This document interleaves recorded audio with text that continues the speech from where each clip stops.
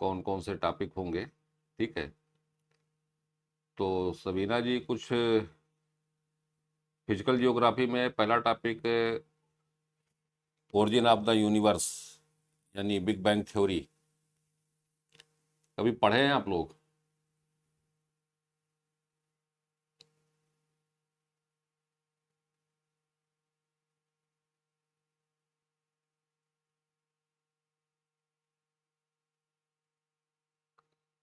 ठीक, कनक बेटा आप बताओ, रीड किया कभी?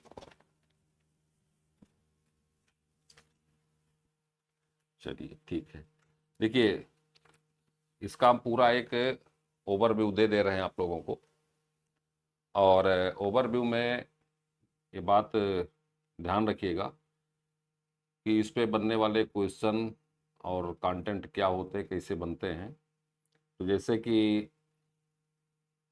मानव की एक जिज्ञासा होती है, ओरिजिन ऑफ द ह्यूमन, मानव की उत्पत्ति से एक जिज्ञासा, या अगर ये कहा जाए कि लोगों के बीच ये रहा कि यूनिवर्स का निर्माण कैसे हुआ, चीज़ें कैसे दिन और रात होते हैं, मौसम कैसे बदलता है, इन सब चीज़ों को लेकर के एंशियंट टाइम से, प्राचीन समय से कई विचारधाराएं रही। जैसे अगर आप ग्रीस या यूनान की बात करें तो वहाँ पर एक थ्योरी चलती थी, जियोसेंट्रिक थ्योरी, भूकेंद्रीय सिद्धांत। ठीक, इसकी विचारधारा ये थी कि पृथ्वी केंद्र है और चारों, इसके चारों ओर सभी प्लैनेट्स, ठीक है, मूव करते हैं। इसको कहा गया जियोसेंट्रिक थ्योरी। और इसको उस दौरान के यानी ग्रीस के जो विद्वान थे, टॉलमी और अरस्तु, इन लोगों ने इसको वेरीफाई भी किया कि हाँ ऐसा ही है कि पृथ्वी केंद्र में है और उसके चारों तरफ सभी ग्रह परिक्रमा करते हैं। इसको कहा गया जियोसेंट्रिक। अभी ये सब पूरे पॉइंट वाइज लिखवाएंगे, पहले ओवरव्यू हम दे रहे हैं। जियोसेंट्रिक को चैलेंज किया हीलियोसेंट्रिक थ्योरी ने। हीलियोसेंट्रिक थ्योरी में क्या हुआ कि उसमें ये माना गया कि ये गलत है, पृथ्वी को केंद्र नहीं माना जा सकता। तब किसको माना जा सकता है? तो हेलियोसेंट्रिक थ्योरी में सूर्य को सेंटर माना गया, केंद्र माना गया। सूर्य जो है वो केंद्र है, उसके चारों ओर सभी ग्रह परिक्रमा करते हैं। और फिजिक्स के अकॉर्डिंग भी अगर देखा जाए तो केपलर का नाम, कापरनिकस और गैलीलियो, इन लोगों ने इस विचार का समर्थन किया, यानी हेलियोसेंट्रिक थ्योरी को इन लोगों ने सपोर्ट किया। ये इनिशियल स्टेज की दौर है कि जब एंशियंट सिविलाइजेशंस थी, उस दौरान ये बातें सामने आई थी। तो एंशियंट जो आइडिया था ओरिजिन ऑफ द यूनिवर्स में, तो उन्होंने ओरिजिन की बात तो नहीं कही कि कैसे उत्पत्ति हुई, लेकिन उन्होंने ये जरूर कहा कि जो आर्बिटल मूवमेंट है, सभी ग्रह परिक्रमा करते हैं। तो ग्रीस यानी यूनान के लोगों ने ये माना कि पृथ्वी केंद्र है और चारों तरफ सभी ग्रह उसके परिक्रमा करते हैं। और इसको किस सिद्धांत ने चुनौती दी? जियोसेंट्रिक थ्योरी को चैलेंज किया। तो वो थ्योरी कौन सी थी? वो थ्योरी थी हेलियोसेंट्रिक। हेलियोसेंट्रिक थ्योरी ने चुनौती दी। इसके बाद फिर और समय बीतता है, और समय बीतने के दौरान क्लासिकल या अर्ली थ्योरी आती। क्लासिकल थ्योरी ये मानती है कि सभी प्लैनेट्स का निर्माण केवल एक पॉइंट से हुआ है या एक बिंदु से हुआ है, सभी ग्रहों का। और इसमें इसको मोनेस्टिक या अद्वैतवादी, हिंदी में अद्वैतवाद या मोनेस्टिक, इंग्लिश में मोनेस्टिक कॉन्सेप्ट कहते हैं। और ये इसमें कुल 4 थ्योरीज थी। ठीक है, क्लासिकल थ्योरी के सेकंड पार्ट को देखते हैं तो उसमें डुअलिस्टिक थ्योरी, यानी दो चीज़ों के टकराने से तीसरे का निर्माण हुआ। इसको डुअलिस्टिक कहा गया, जिसको कहा जाता है द्वैतवादी संकल्पना, और इसी को पैरेंटल हाइपोथेसिस भी कहा जाता है। इसके अंतर्गत कुल 6 सिद्धांत हैं। ये माना गया कि तारों से इनका निर्माण हुआ, तो 2 तारे टकराए, उनसे इनका निर्माण हुआ। तो डुअलिस्टिक थ्योरी या पैरेंटल हाइपोथेसिस, और दूसरी जो मोनेस्टिक, ये क्लासिकल थ्योरी या अर्ली थ्योरी के अंतर्गत कंसीडर किए जाते हैं। दूसरा है, जो रिसेंट टाइम की बात कही जाए तो मॉडर्न या साइंटिफिक थ्योरी, जिसको हम कहते हैं बिग बैंग थ्योरी। यहां तक बेसिक क्लियर हो गया?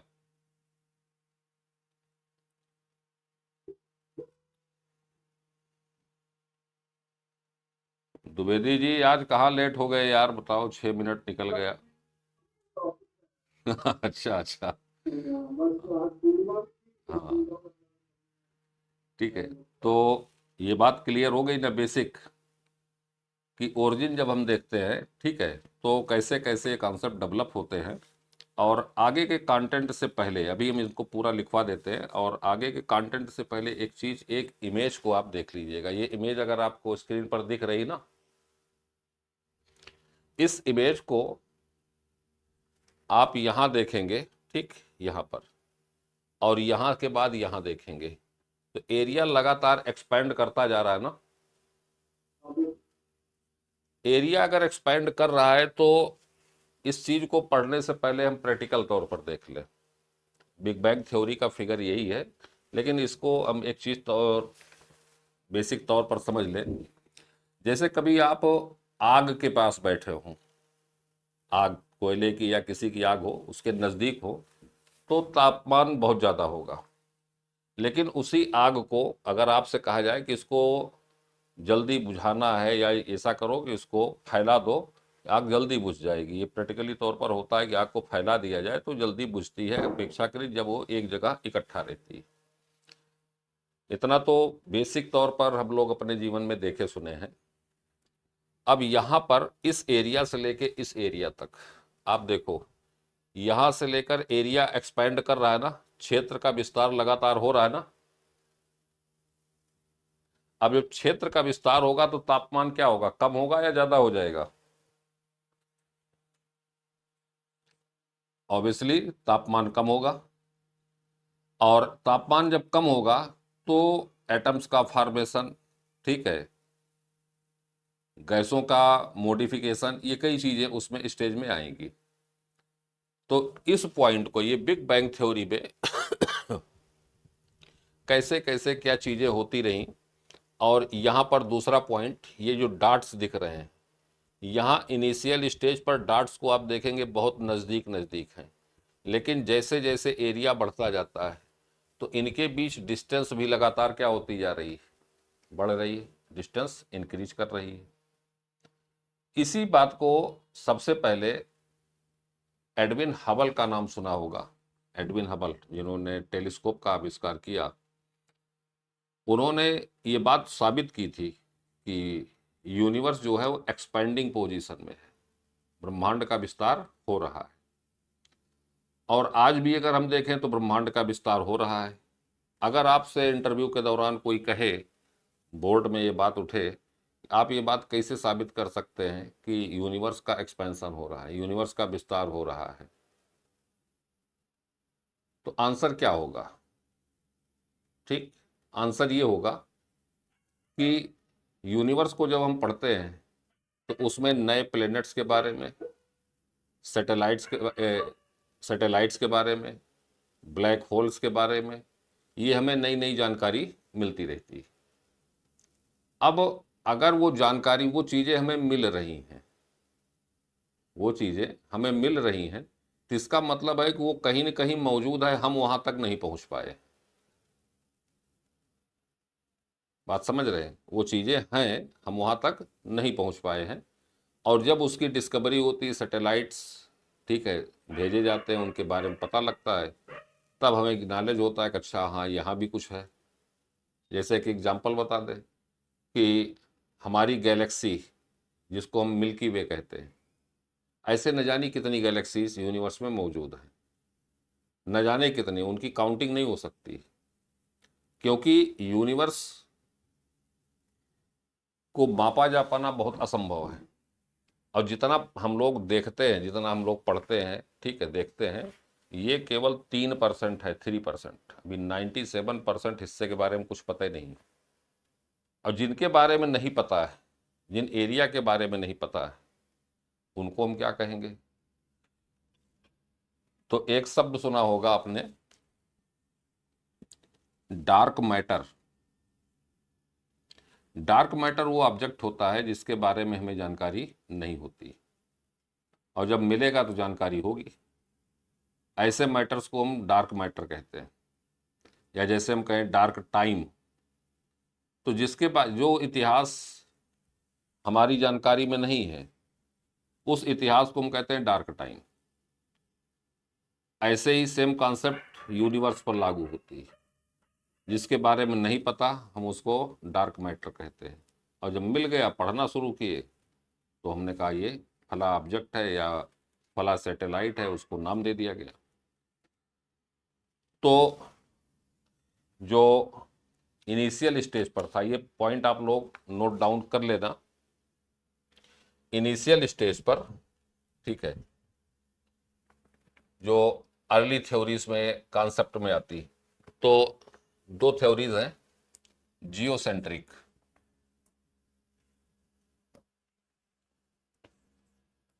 जियोसेंट्रिक थ्योरी, ठीक, जिसको हम कहते हैं हिंदी में भू केंद्रीय सिद्धांत।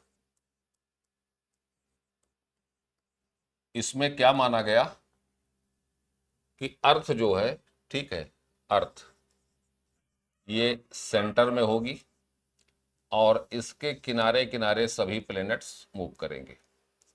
ये है जियोसेंट्रिक थ्योरी। और ये जियोसेंट्रिक थ्योरी ये किस कंट्री में ज़्यादा डेवलप थी? तो ग्रीस, जिसको हम कहते हैं आज की डेट में, ठीक है, रोम, यूनान वाला हिस्सा। और जियोसेंट्रिक थ्योरी को फॉलो करने वाले, ठीक है, कौन कौन से विद्वान थे, ठीक है, जो इसको मानते थे कि हाँ ये सही है? तो नंबर 1 अरस्तु और दूसरा टालमी।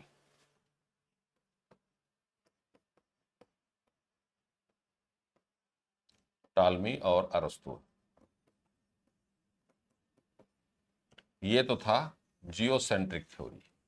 और इस थ्योरी को चैलेंज किया किसने? हेलियोसेंट्रिक थ्योरी ने। हेलियोसेंट्रिक थ्योरी में क्या माना कि सेंटर में सूर्य होगा, केंद्र में सूर्य होगा, और इसके चारों तरफ सभी प्लेनेट मूव कर रहे हैं, ठीक, ये सारे प्लेनेट मूव कर रहे हैं। और हेलियोसेंट्रिक थ्योरी को फॉलो करने वाले जो विद्वान थे, वो कौन कौन थे? तो कॉपरनिकस, गैलीलियो और इसके बाद केपलर, ये 3 विद्वान थे हेलियोसेंट्रिक के। इनिशियल स्टेज की जो डेवलपमेंट थी थ्योरी में, वो यहीं से शुरू होती है। ग्रीस, यहाँ पर, ठीक है, जियोसेंट्रिक थ्योरी थी। और जियोसेंट्रिक थ्योरी ये मानती थी कि अर्थ के चारों ओर, ठीक है, सभी प्लेनेट मूव करते हैं, यानी सेंटर में अर्थ होगी। इस थ्योरी को चैलेंज किया हेलियोसेंट्रिक थ्योरी ने, सूर्य केंद्रीय सिद्धांत। और इसमें यह माना गया कि सन के अराउंड सभी प्लैनेट्स, ठीक है, रोटेट करते हैं। और इस थ्योरी को, ठीक है, जो के फॉलोवर या सपोर्टर जो थे, वो थे कॉपरनिकस, गैलीलियो और केपलर।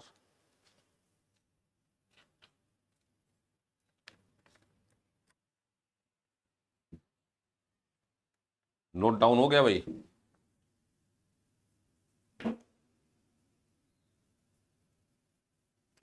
अब ये तो रही एकदम पीछे वाला हिसाब किताब, ठीक है। और ये ध्यान रखिएगा, ये हम पढ़े क्यों, ये भी बात आती है कि इसको हमें जानना क्यों जरूरी है। ये जानना जरूरी है कि ये मैचिंग के लिए क्वेश्चन आते हैं। अभी जैसे आपको 10 थ्योरी और, ठीक है, आपको लिखाएंगे तो वो 4 ऑप्शन दे देंगे और इसको मैच करने के लिए कि कौन सी थ्योरी किसने दिया था। ये आप साइंस स्टडी नहीं कर रहे हैं, बस ये है कि ये आपका बेस है, इसलिए इसको समझना है। ठीक है, तो इस थ्योरी के अलावा, ठीक है, जो नेक्स्ट लेवल आएगा, तो origin of the universe, origin of the universe में जो थ्योरीज हैं इनको 2 पार्ट पर बांटा गया।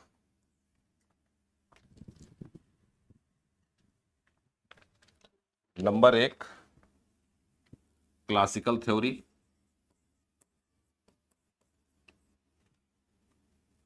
क्लासिकल थ्योरी, और इसमें जो इसका डिवीजन होगा वो 2 हो जाता है। एक तो जिसको हम हिंदी में भी लिख दे रहे हैं, इसको शास्त्रीय सिद्धांत कहा गया। इसके 2 क्लासिफिकेशन होते हैं, एक तो मोनेस्टिक कॉन्सेप्ट, मोनेस्टिक कॉन्सेप्ट, और दूसरा है डुअलिस्टिक कॉन्सेप्ट। डुअलिस्टिक कॉन्सेप्ट को पैरेंटल हाइपोथेसिस भी कहा जाता है, पैरेंटल हाइपोथेसिस, पैतृक संकल्पना।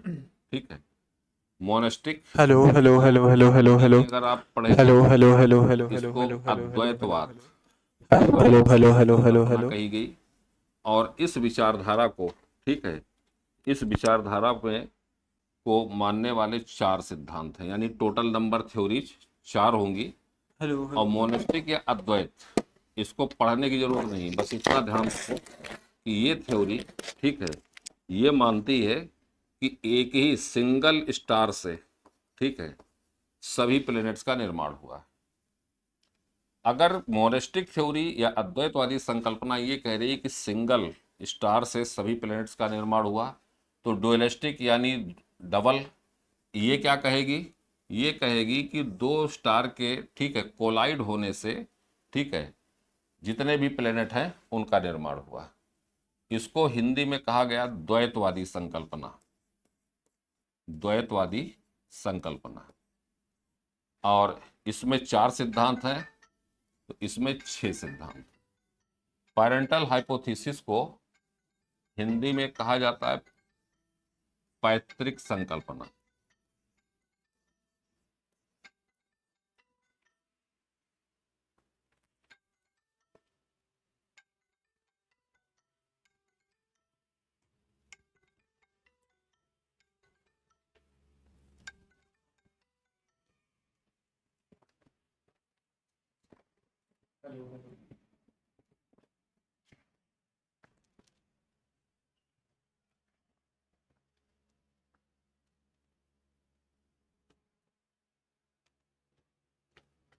और एक तो क्लासिकल के ये डिवीजन हो गए, और दूसरा मॉडर्न थ्योरी या फिर साइंटिफिक थ्योरी। और मॉडर्न या साइंटिफिक थ्योरी के अंतर्गत जो थ्योरी आती है उसको कहा गया big bang theory.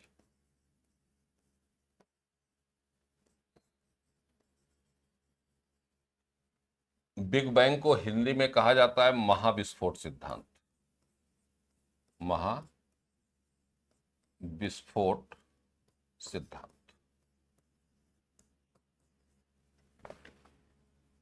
Note down कर लीजिएगा तो बताइएगा।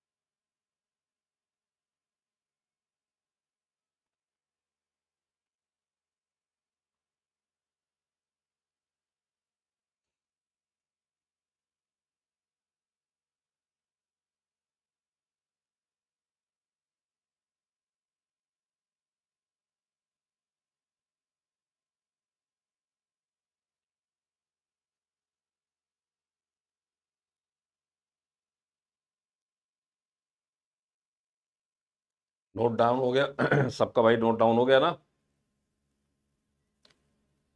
अब यहां पर एक बार हम फिर इसका रिवीजन करवा दे रहे हैं, ठीक है। क्लासिकल थ्योरी और मॉडर्न थ्योरी से पहले, या अगर कहा जाए ओरिजिन ऑफ द यूनिवर्स, ये आइडिया किस सिविलाइजेशन के लोगों ने सबसे पहले डेवलप किया था? सिविलाइजेशन शब्द है, कंट्री नहीं। हेलो हेलो तो कौन सी सिविलाइजेशन होगी? हिस्ट्री में पढ़ा होगा आपने, इजिप्टियन सिविलाइजेशन, मिस्र की सभ्यता, पढ़ा होगा ना, सुना होगा।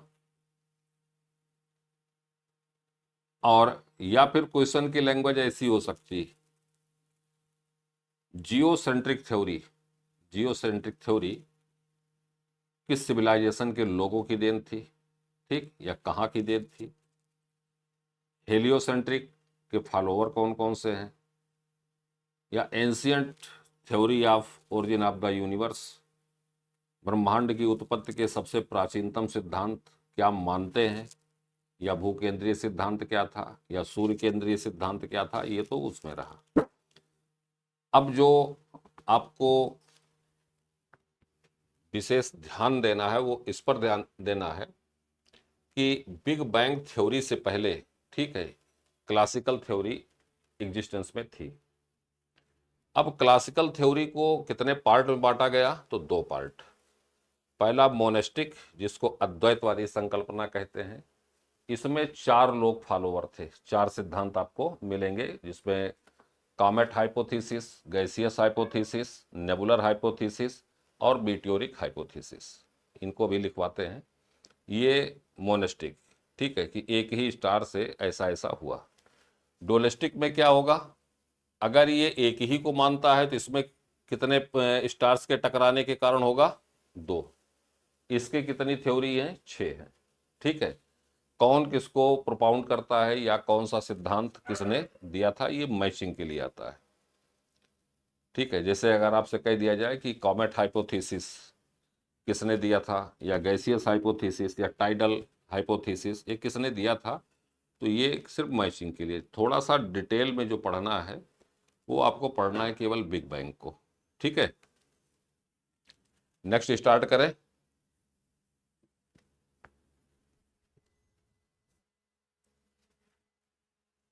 अब बात आती है मोनेस्टिक कॉन्सेप्ट। मोनेस्टिक कॉन्सेप्ट के अंतर्गत कितनी थ्योरी है? तो हमने बताया था कितनी, 4 थ्योरीज है। अब 4 थ्योरी में कौन कौन थ्योरीज थी और किसने किसने दिया था, ठीक है। तो टोटल नंबर 4 हैं। अब 4 में से नंबर 1, कॉमेट हाइपोथेसिस।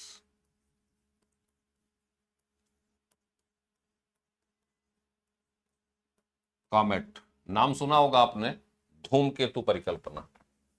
हिंदी में इसको धूमकेतु परिकल्पना कहा गया।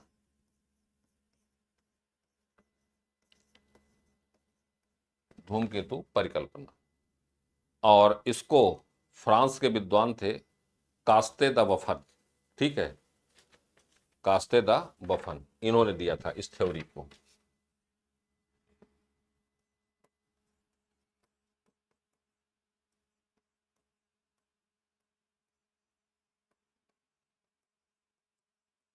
कास्ते द बफन ने। ईयर भी पूछा जा सकता है कि कॉमेट हाइपोथेसिस, ठीक है, कास्ते द बफन ने किस वर्ष दिया था? तो ये दिया था 1749 में। स्टेप समझ में आ रहा है? बस इतने पे दिमाग लगाइएगा। कॉमेट तो जानते होंगे ना, धूमकेतु जो ऊपर से नीचे की तरफ आते हैं, जलते हुए दिखाई देते हैं।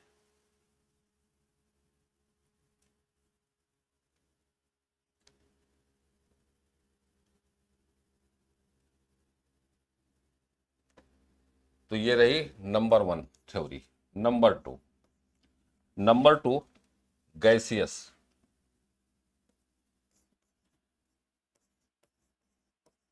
गैसियस हाइपोथेसिस,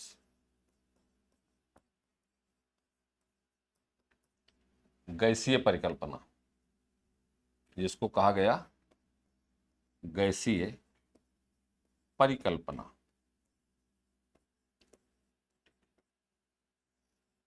इस सिद्धांत को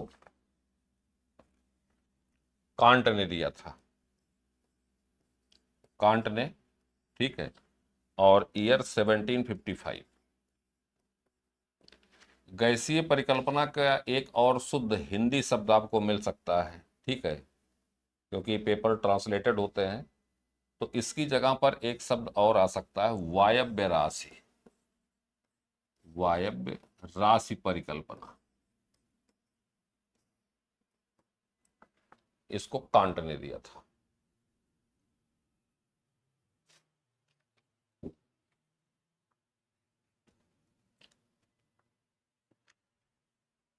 देखो बेटा, ये कनक, जो हमारी मोनिस्टिक कॉन्सेप्ट है, जो भी शुरू में हमने लिखाया था, उसमें हमने बताया कि जो अर्ली स्टेज पर विचारधाराएं रही, वो 4 विचारधारा रही। तो जिसमें से सबसे पहला जो था वो कॉमेट हाइपोथेसिस, ये फ्रांस के, ठीक है, कॉस्मोलॉजिस्ट थे जिनका नाम था कास्ते द बफन। इन्होंने इस सिद्धांत को 1749 में दिया। दूसरी हाइपोथेसिस आई गैसियस, कि गैसों के कारण, अभी गैसियस में इन्होंने जानते हो कहाँ दिमाग लगाया, गैसियस में दिमाग लगाया कि जैसे आज के समय में सूर्य है, तो सूर्य गैसों से बना हुआ है, गैसों का गोला है। अब गैसों का गोला है तो उसमें हाइड्रोजन और हीलियम, यही 2 मेन गैसेज हैं। हाइड्रोजन के एटम न्यूक्लियर, उसे न्यूक्लियस से टकरा करके हीलियम में कन्वर्ट होते हैं। तो इन्होंने दिमाग लगाया, ठीक है, कि ऐसा हो सकता है कि गैसों से इसका निर्माण हुआ हो। तो इस थ्योरी को इन्होंने दिया गैसियस हाइपोथेसिस, जिसको गैसीय परिकल्पना हिंदी ट्रांसलेट करेंगे, क्योंकि यूपीएससी शुद्ध हिंदी शब्द को ही रखता है, इसलिए बता रहे हैं। तो गैसीय परिकल्पना हमारी आपकी सामान्य भाषा हो जाएगी, गैसियस या गैसीय परिकल्पना। लेकिन जब उसको थोड़ा सा स्टैंडर्ड हिंदी वर्ड लेगा तो उसकी जगह पर वायव्य राशि लिखा जाएगा, वायव्य राशि परिकल्पना। इसको 1755 में कांट ने दिया था। ये भी फ्रांस के फिलोसफर थे, कांट ने। ये दोनों नोट डाउन हो गए।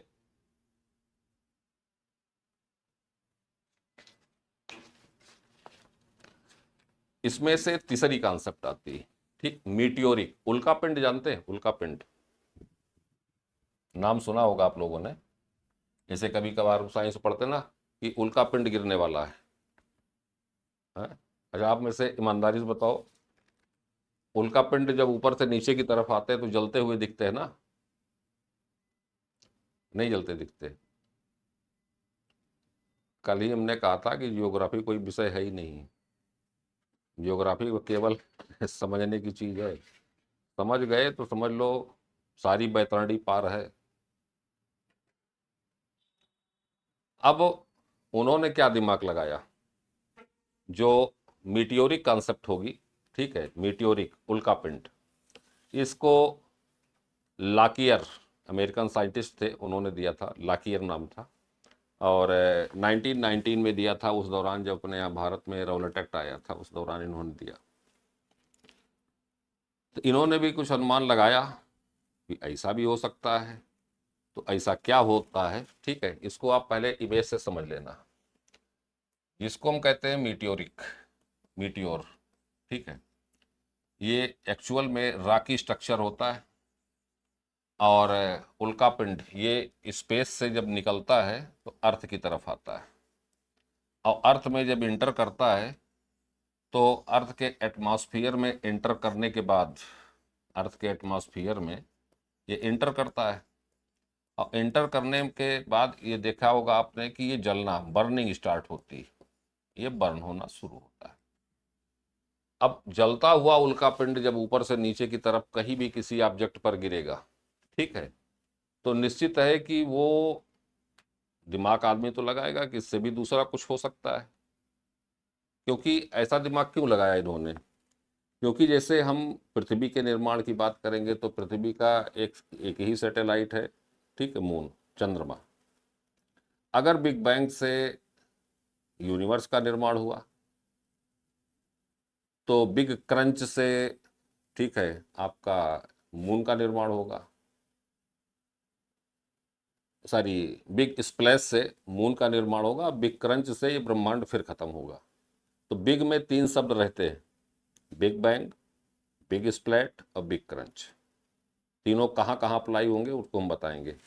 तो इन्होंने दिमाग लगाया कि जब ये रॉकी स्ट्रक्चर अर्थ एटमॉस्फेयर में आता है तो एटमॉस्फेयर यहाँ की एयर की फ्रिक्शन के कारण, ठीक, इस ऑब्जेक्ट में फ्रिक्शन अधिक होगा और ये जलता हुआ जब पृथ्वी पर गिरेगा तो इससे और टुकड़े निर्माण होंगे। इन्होंने ये दिमाग लगाया, लेकिन इतना संभव नहीं है। कारण क्यों नहीं है?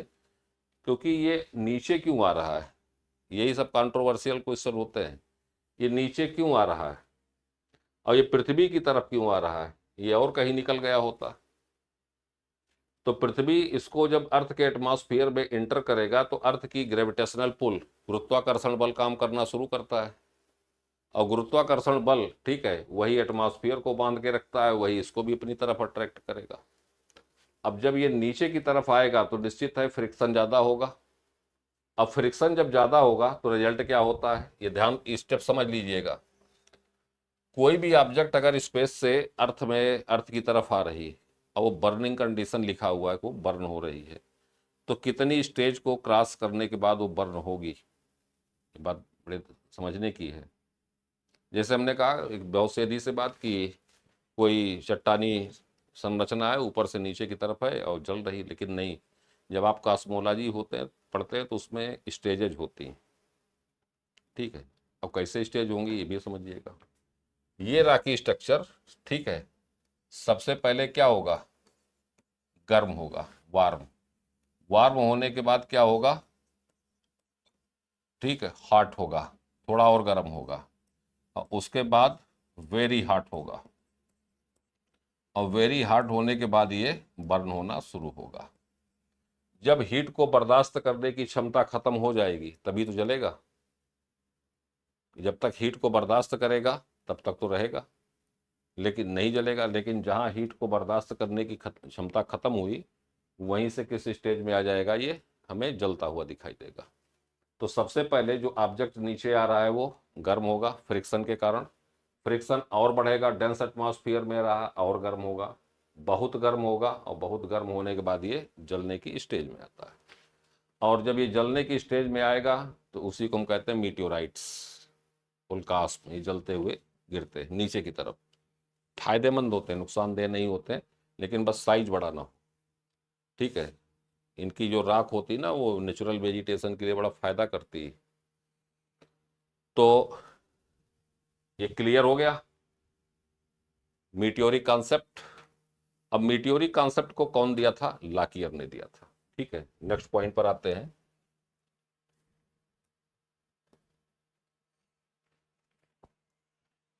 मीटियोरिक नंबर 3,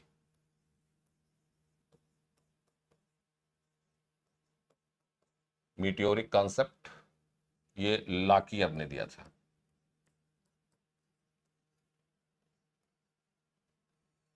ठीक है, जिसको कहते हैं उल्का, उल्कास्म,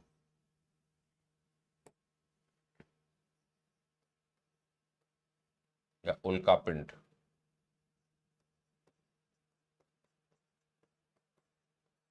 इसको लाकियर ने दिया था कॉन्सेप्ट, लाकियर ने। और कब दिया था, समय याद रखिएगा, जब रॉलर टेक्ट आया था, यानी 1919, 1919।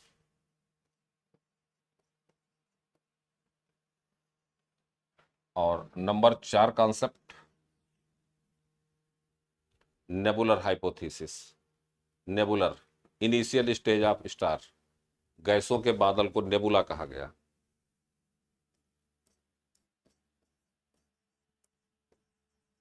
नेबुलर हाइपोथेसिस,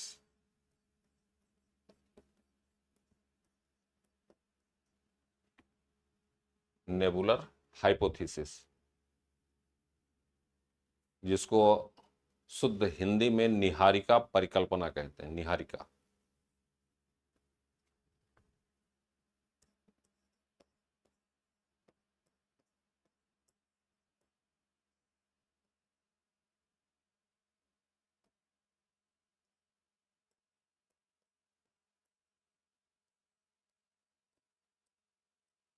निहारिका परिकल्पना, और इसको लाप्लास ने दिया था 1796 में।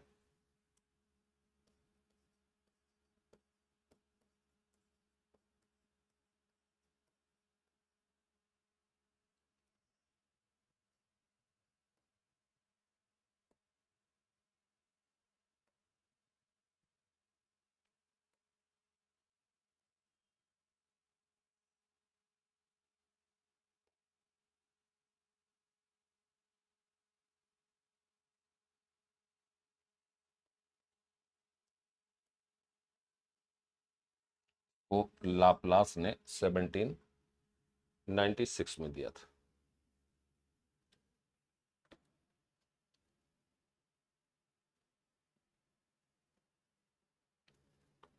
इस पर एक क्वेश्चन और आ सकता है। इन्होंने थ्योरी दिया था, लेकिन नेबुलर हाइपोथेसिस को मॉडिफाई किसने किया था, यानी इस सिद्धांत में कुछ और संशोधन किसके द्वारा किया गया था। ठीक, तो इस सिद्धांत में जो मॉडिफिकेशन किया गया था, तो मॉडिफाइड बाय द रास, इसको रास ने संशोधित किया था। ठीक है, नोट करके लिख लेना। Nebular hypothesis was modified by nebular hypothesis was modified by रास। निहारिका परिकल्पना में संशोधन रास के द्वारा किया गया था।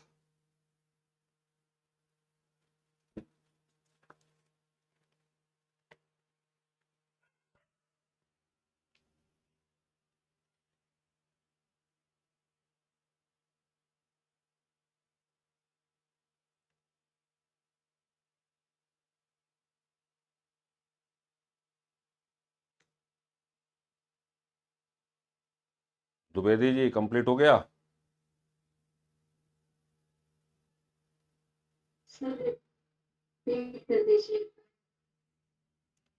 Nebular hypothesis was modified by, ठीक, nebular hypothesis was modified by रास। निहारिका परिकल्पना में संशोधन रास के द्वारा किया गया था।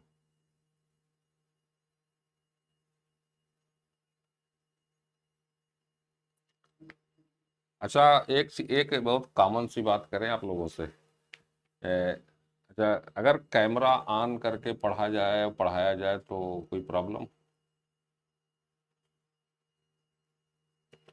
देखिए, हमारी तरफ से कोई फोर्स नहीं है, बस पूछ रहा हूँ।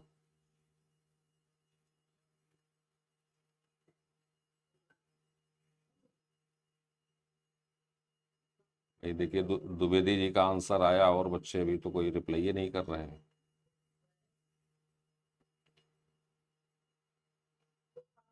नहीं होता क्या ना कि जब वो एक वो होता ना कि फेस फेस दिखता रहे, तो उससे बॉडी लैंग्वेज भी पता लगती है। ठीक है, ऐसा तो नहीं कि मोबाइल कहीं और रख करके और बैठे हैं। तो नहीं, तो ये आप लोग कर लिया करिए। ठीक है,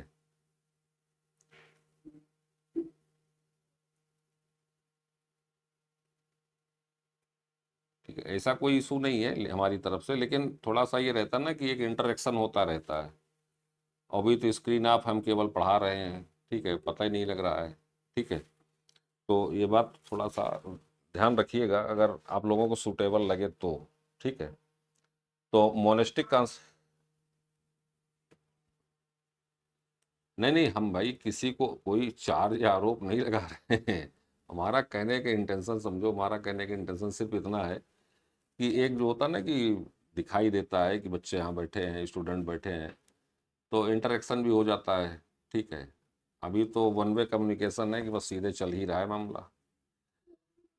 तो मोनेस्टिक कॉन्सेप्ट के पॉइंट्स क्लियर हो गए?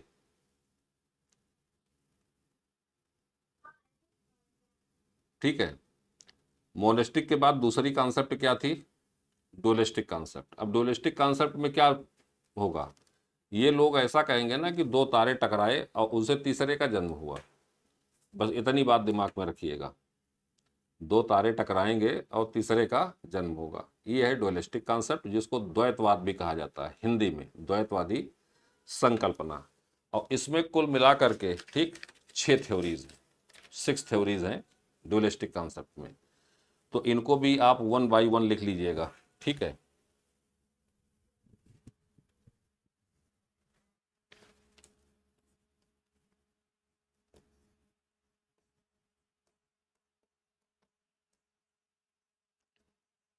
डुअलिस्टिक कॉन्सेप्ट, इसमें टोटल 6 थ्योरीज है और 6 में नंबर 1 थ्योरीज है प्लेनिटेसिमल।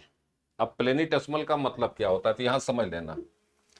प्लेनिटेसिमल शब्द प्लेनेट से बना है। प्लेनेट जैसे 8 प्लेनेट हैं, तो प्लेनेट सभी लगभग बड़े साइज में हैं। इन्हीं को छोटे छोटे पार्ट में कर दो, छोटे छोटे टुकड़े में कर दीजिए। एक प्लेनेट के कई पार्ट कर दीजिए, उन्हीं को कहा गया प्लेनिटेसिमल, ठीक है, छोटे छोटे पार्ट। तो प्लेनिटेसिमल थ्योरी को, ठीक है,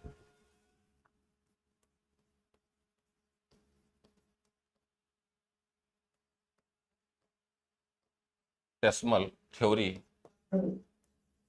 इसको चैम्बरलिन ने दिया था।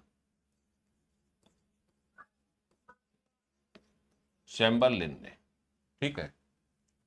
हिंदी में इसको कहा गया ग्रहाणु परिकल्पना। ग्रहाणु परिकल्पना, और इसको चैम्बरलिन ने दिया था।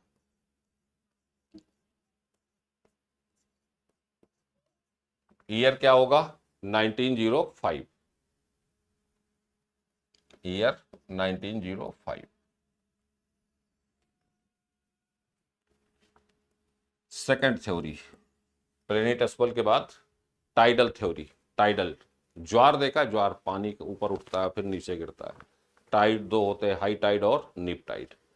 तो टाइडल थ्योरी या टाइडल हाइपोथेसिस,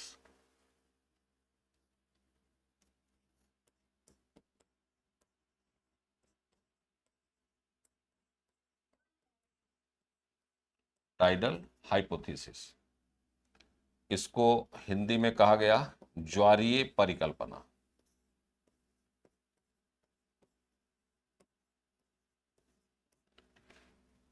और इस थ्योरी को जेम्स जीन्स ने दिया था।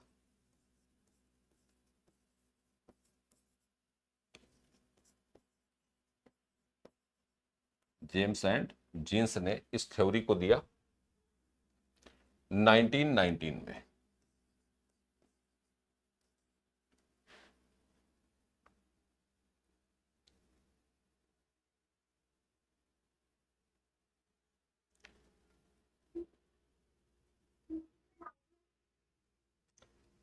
प्लेनेटेसिमल थ्योरी या ग्रहाणु परिकल्पना, इसको चैम्बरलिन ने 1905 में, और टाइडल हाइपोथेसिस या ज्वारीय परिकल्पना 1919 जेम्स जीन्स ने इस थ्योरी को दिया था। दोनों नोट डाउन हो गए।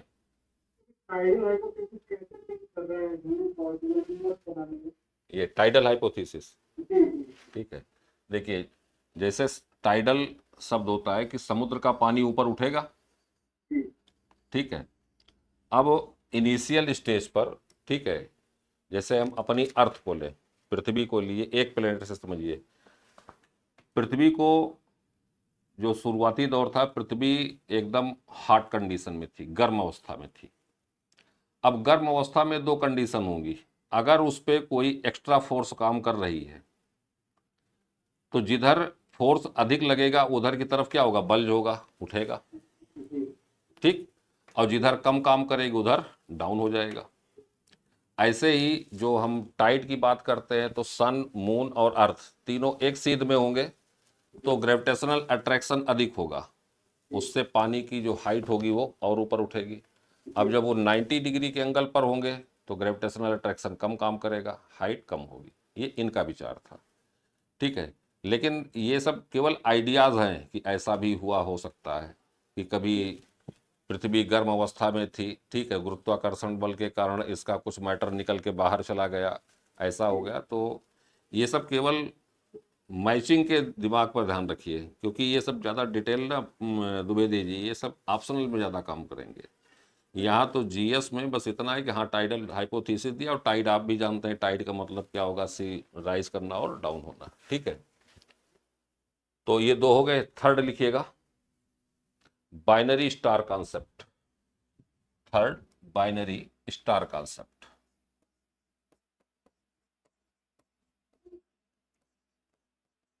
बाइनरी स्टार, द्वैतारक परिकल्पना। दो तारक, द्वैतारक।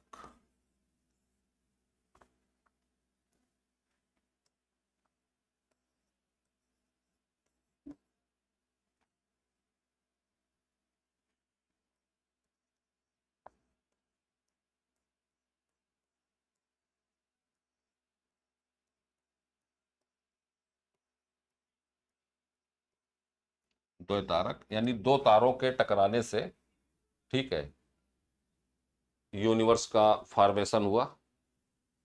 और इस थ्योरी को रसेल ने दिया था। रसेल,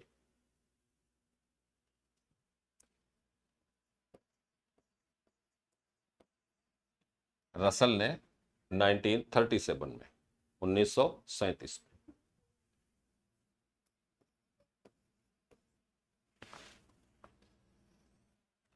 नंबर 3 के बाद नंबर 4, नोवा हाइपोथेसिस।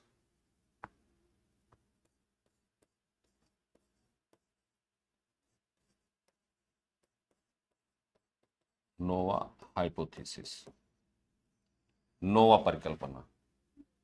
सुपरनोवा नाम सुना होगा आप लोगों ने, सुपरनोवा। सुपरनोवा कंडीशन, ठीक है। तो सुपरनोवा में क्या होगा कि एक्सपैंड करेगा और एक्सप्लोजन करेगा, ठीक है। एक्सपैंड करते करते एक्सप्लोजन होगा, तो उसी का पार्ट टूट करके अलग होगा। तो ये नोवा हाइपोथेसिस। और लेकिन जो सुपरनोवा की कंडीशन बनेगी, या सुपरनोवा से न्यूट्रॉन की कंडीशन आती है, न्यूट्रॉन या फिर ब्लैक होल की कंडीशन आती है, तो वो सब थ्योरी इन्होंने बिल्कुल डिनाई कर दिया। इन्होंने बताया कि हाँ नोवा कंडीशन, सुपरनोवा का तरीके से कहा जाए ना कि लिटिल ब्रदर ऑफ सुपरनोवा। तो नोवा हाइपोथेसिस, नोवा परिकल्पना को, इसको होयल और लिटिलटन ने 1946 में दिया था।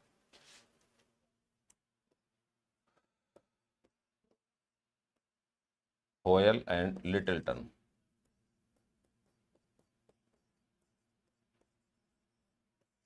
नाइनटीन 1946 में।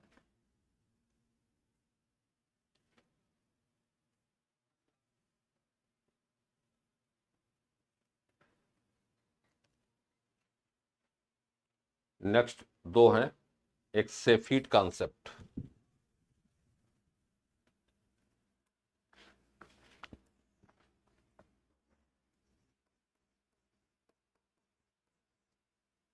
इस पर पूरा इसको अंडरलाइन कर लीजिएगा, सेफीट कॉन्सेप्ट। ये अपने यहाँ भारत के साइंटिस्ट थे, एसी बनर्जी, उन्होंने इसको दिया था, सेफीट कॉन्सेप्ट।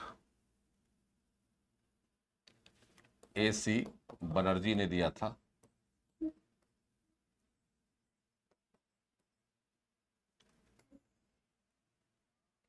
एसी बनर्जी।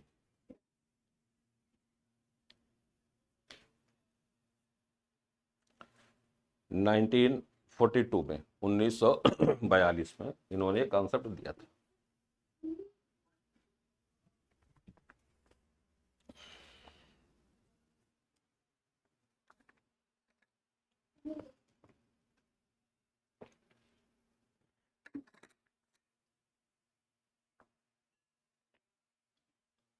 और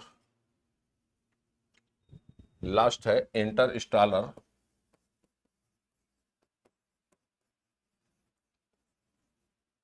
डस्ट हाइपोथेसिस।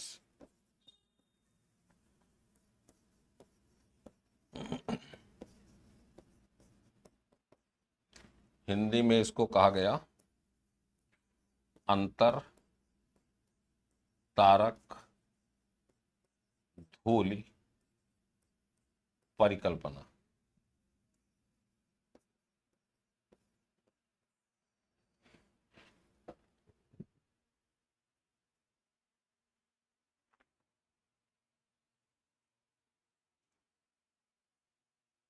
और ये थ्योरी दिया था इन्होंने 1950 में,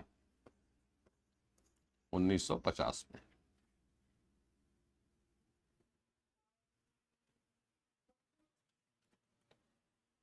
इन दोनों थ्योरी में एक चीज फिजिक्स का नियम समझ लीजिएगा। जैसे फिजिक्स में पढ़ा होगा सेंट्रीपिटल और सेंट्रीफ्यूगल फोर्स। जी, interstellar dust hypothesis, Otto Smith.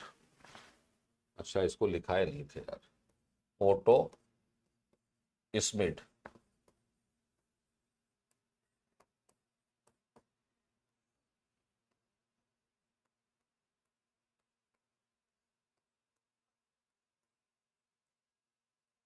Auto Smith ने इनको दिया था। तो एक चीज पढ़ा होगा आप लोगों ने, सेंट्रीपिटल और सेंट्रीफ्यूगल फोर्स। सेंट्रीफ्यूगल में फोर्स बाहर की तरफ और सेंट्रीपिटल में अंदर की तरफ, ठीक है। अब जैसे इन्होंने कहा ना, ये डस्ट, अगर डस्ट के क्लाउड हो और लगातार घूम रहे हो तो एक जगह कंसंट्रेट होगी, एक जगह, ठीक है। वो अगर क्लॉकवाइज या एंटी क्लॉकवाइज मूव कर रही तो एक जगह क्या होगी, कंसंट्रेट होनी शुरू होगी। उसी से इन्होंने माना कि वो धूल के सारे कण मिल करके प्लैनेट्स का निर्माण किए। लेकिन क्रिया और प्रतिक्रिया का नियम सब जगह लागू होता है। अगर सेंट्रीपिटल फोर्स है तो सेंट्रीफ्यूगल भी काम करेगी। सेंट्रीपिटल फोर्स कहाँ काम करेगी, ठीक वहाँ काम करेगी जहाँ पर एयर मौजूद हो।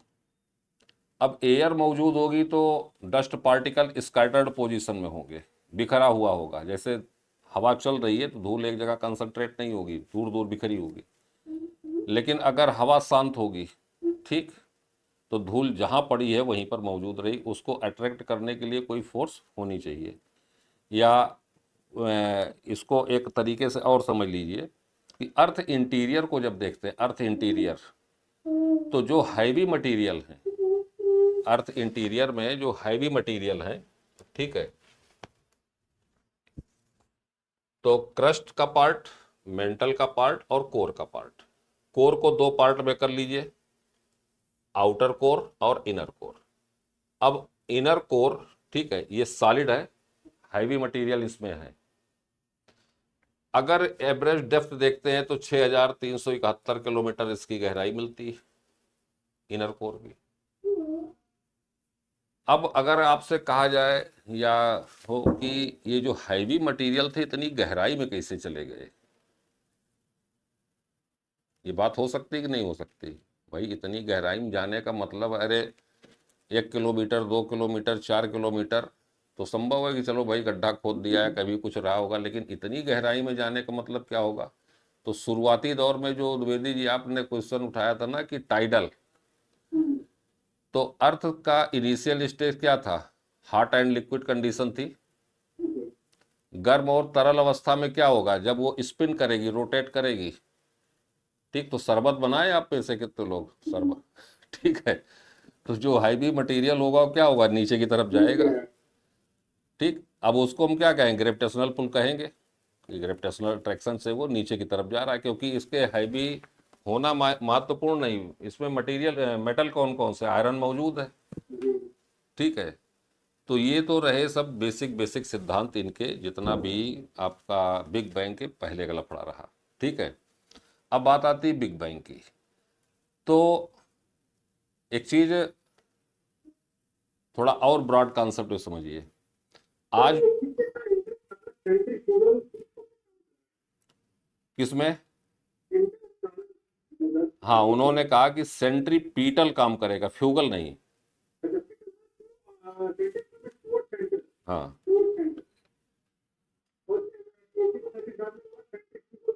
हाँ, सेंट्रीफ्यूगल काम करेगा।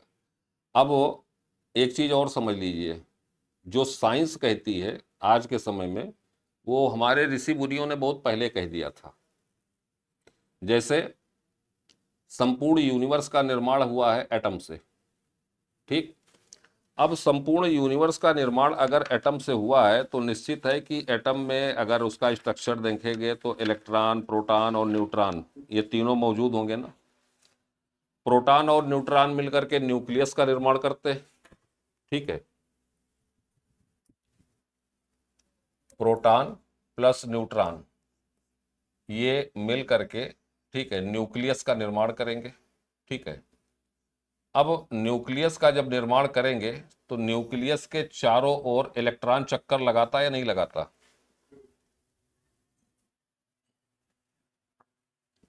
तो कोई ना कोई फोर्स ऐसी होगी कि जो इसको भागने नहीं देती, इलेक्ट्रॉन इसके चारों ओर मूव करेगा।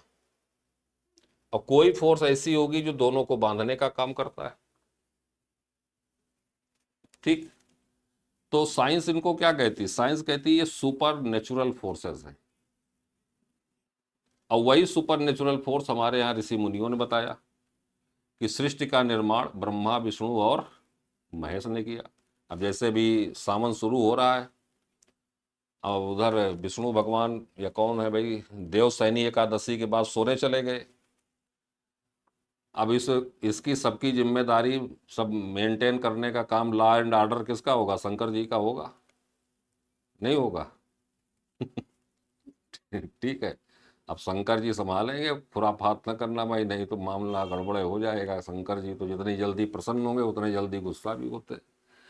तो हमारे ऋषि मुनियों ने ये त्रिदेव की कॉन्सेप्ट दी कि ब्रह्मा, विष्णु, महेश यही सब सृष्टि के पालनहार और निर्माण करता, विनाश करता यही है। और फिजिक्स में इन्हीं को एटम कह दिया गया, ठीक है। इलेक्ट्रॉन, प्रोटॉन और न्यूट्रॉन ये मिलकर के न्यूक्लियस का निर्माण करेंगे और इसके सराउंड जो है वो इलेक्ट्रॉन चक्कर लगाता रहेगा। अब कौन सी फोर्स होगी? तो फोर्स को कह दिया गया ये सुपर नेचुरल फोर्सेज है। अब सुपर नेचुरल फोर्सेज में ग्रेविटेशनल फोर्स हम आप देख नहीं सकते, ये देख सकते हैं? पूजा बताएगी। पूजा बताओ बेटा। सुपर नेचुरल पावर जिसको हम कहते हैं देवी देवता, देख सकते हैं? कहीं मान लो मार्केट वार्केट गए हो, भगवान मिल जाए वहीं पे? नहीं है ना। तो इनको हम सब क्या कहते हैं? सुपर नेचुरल फोर्स कहते हैं भाई। गॉड का एग्जिस्टेंस है, जो उनके सानिध्य में रहते हैं उनको महसूस होता है कि हाँ भाई हनुमान जी की पूजा कर रहे हैं, बच गए, इनकी जान बच गई, कोई ऐसी सुपर पावर है जो दुनिया चला रही है। तो वैसे ही सुपर नेचुरल फोर्सेस की बात हमारी साइंस भी करती, फिजिक्स करती है। अब सुपर नेचुरल फोर्स के अंतर्गत एक तो ग्रेविटेशनल फोर्स हो गया, दूसरा इलेक्ट्रोमैग्नेटिक विद्युत चुंबकीय बल हो गया, तीसरा स्ट्रांग फोर्स।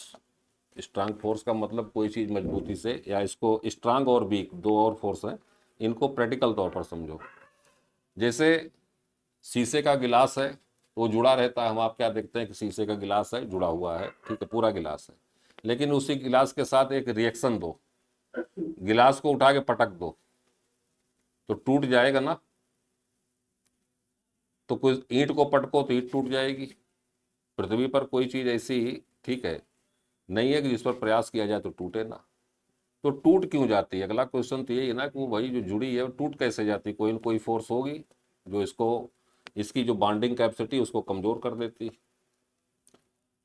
स्ट्रांग फोर्स है कि दोनों को बांध के रखता है, और वीक फोर्स होगी जो टूट जाता है। जब टूट गया तो उसको हमने कहा वीक फोर्स। जैसे मिट्टी पढ़ते हैं तो मिट्टी में देखा होगा ऊसर बंजर में जिप्सम मिलाया जाता है, जिप्सम। ऊसर बंजर विकास निगम वाले क्या करते हैं, ऊसर मिट्टियों में जिप्सम मिलाते हैं, और सीमेंट में भी जिप्सम मिलता है। तो सीमेंट में प्रैक्टिकल तौर पर देखा होगा कि सीमेंट प्लास्टर अगर नया हुआ तो इस पर पानी खूब होना चाहिए। जितनी तराई करेंगे, ठीक है, वो सीमेंट की लाइफ उतनी बढ़ जाती है, क्योंकि जल का ऑक्साइड होगा, जितना पानी मिलेगा उतना ज़्यादा मजबूत होगा। और मजबूत होगा तो हम कह देंगे कि इसकी लाइफ 70 साल है, इसकी 50 साल है, इसकी 100 साल सीमेंट की लाइफ। लेकिन अकबर का किला है, बाबर का किला है, ये जितने किले हैं वहाँ तो लाइफ वाला सवाल ही नहीं पैदा, क्योंकि सीमेंट नहीं इस्तेमाल हुई। तो इतना समझ में आया। अब आते हैं आपके बिग बैंग थ्योरी पर। ठीक है। तो बिग बैंग थ्योरी में से पहले कुछ और बेसिक कॉन्सेप्ट, जैसे समय, टाइम, स्पेस, डिस्टेंस, ठीक है, इन सब की शुरुआत कब से होगी? तो इन सब की शुरुआत होती है आफ्टर बिग बैंग। स्पेस का मतलब समझ रहे, डिस्टेंस। जैसे बचपन में जितने लोग हैं कंचा खेले होंगे, कंचा होता ना, शीशे की गोली होती, अगर उसको किसी वजनदार वस्तु से, ठीक है, उस पर हिट किया जाए तो टूट करके अलग अलग हो जाएगा, दूर दूर बिखरेगा। अब दूर दूर तक बिखरेगा, तो ये कॉन्सेप्ट बिग बैंग पर अप्लाई करिए। अगर ये कोई बॉल है, ठीक है, ये, और इसको हमने हिट किया, ठीक, तो इसके पार्ट टूट करके कोई यहाँ रह गया, कोई इतनी दूर चला गया, कोई यहाँ रह गया, इस तरीके से चारों दिशाओं में क्या होगा, ये बिखर जाएगा ना। अब जब बिखर गया तो इसी बाल से आप देखना शुरू करो, इस बाल से एक टुकड़ा इस बाल का यहां पर मौजूद है, तो डिस्टेंस अधिक है ना, यहां पर डिस्टेंस कम है, यहां पर डिस्टेंस अधिक है, यहां पर डिस्टेंस कम है, यहां कम है, यहां पर डिस्टेंस कम है। तो हमें क्या प्राप्त हो रहा है, डिस्टेंस प्राप्त हो रही ना, दूरी। अब इस दूरी को, यानी यहां का टुकड़ा इतनी दूर यहां गया तो कुछ टाइम, सेकंड वगैरह लिया होगा ना, 1 सेकंड, हाफ सेकंड, ठीक है। तो एक तो हमें ये देखना है कि बिग बैंग से डिस्टेंस भी मिलेगा, डिस्टेंस के बाद फिर क्या होगा, टाइम, ठीक, टाइम के बाद स्पेस, इस टुकड़े से और इस टुकड़े के बीच में स्पेस मौजूद है या नहीं है, ये क्या होगा, स्पेस होगा, खाली जगह, ठीक है। तो टाइम, डिस्टेंस, स्पेस, स्पीड, ये सारे शब्द जितने आते हैं वो बिग बैंग के बाद आते हैं। तो बिग बैंग के पहले क्या आएगा, ये भी तो सवाल पैदा होगा। तो बिग बैंग थ्योरी में एनसीईआरटी क्लास 11th की एनसीईआरटी में जो बिग बैंग की थ्योरी है, उसमें आप देखेंगे तो उसका इमेज इस तरीके से बना हुआ दिखता है, ठीक है। जो भी शुरू में हम इमेज दिखा रहे थे, वो इमेज आपको ऐसे दिखी हुई पड़ती है, ठीक, ये, ठीक, क्रॉस सेक्शन वर्टिकल। अब इस वर्टिकल को, ठीक है, जो पहले इमेज हमने दिखाई थी, इसी को हम थोड़ा हॉरिजॉन्टल ऑर्डर पर ले रहे हैं, चीजें वही होंगी क्योंकि इसमें कंटेंट और देना है।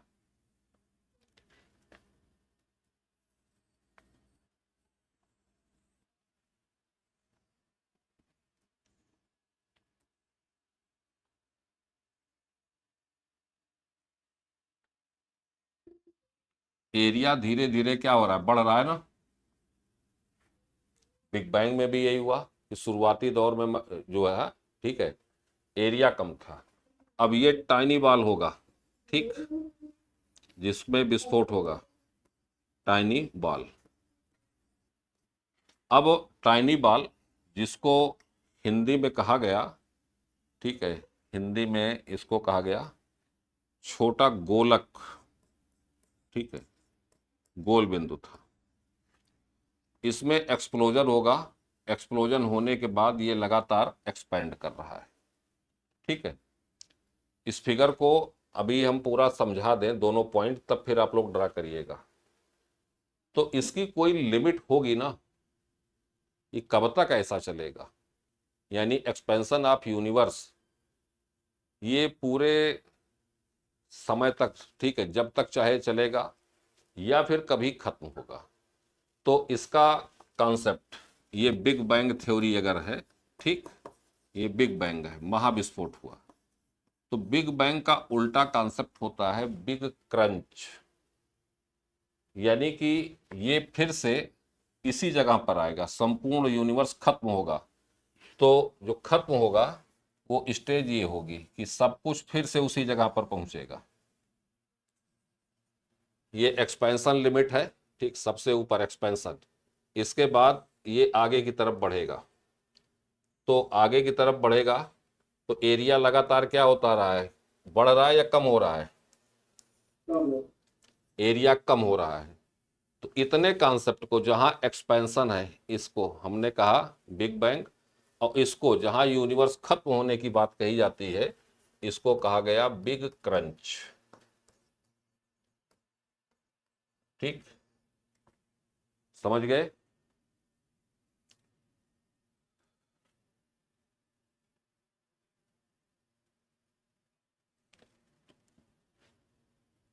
सबीना, पूजा जी, कंचन, क्लियर है ना?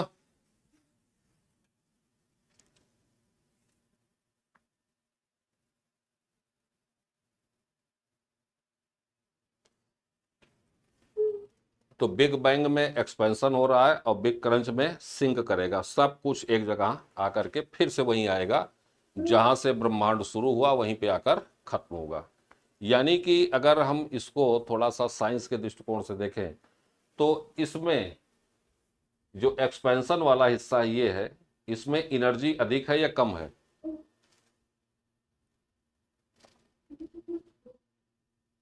एनर्जी अधिक होगी तभी एक्सपेंड करेगा, जैसे, ठीक।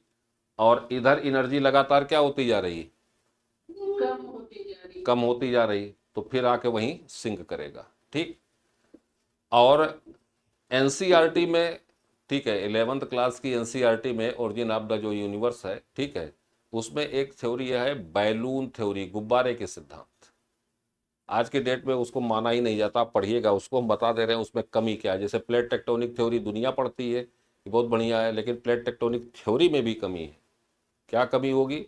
ठीक है, वो ट्रिपल प्लेट की बात करता है, ठीक, लेकिन जहाँ डबल प्लेट की बात करता है, दो दो प्लेटें टकराती हैं, लेकिन जहाँ ट्राई जंक्शन होगा वहाँ प्लेट टेक्टोनिक थ्योरी फेल हो जाती है।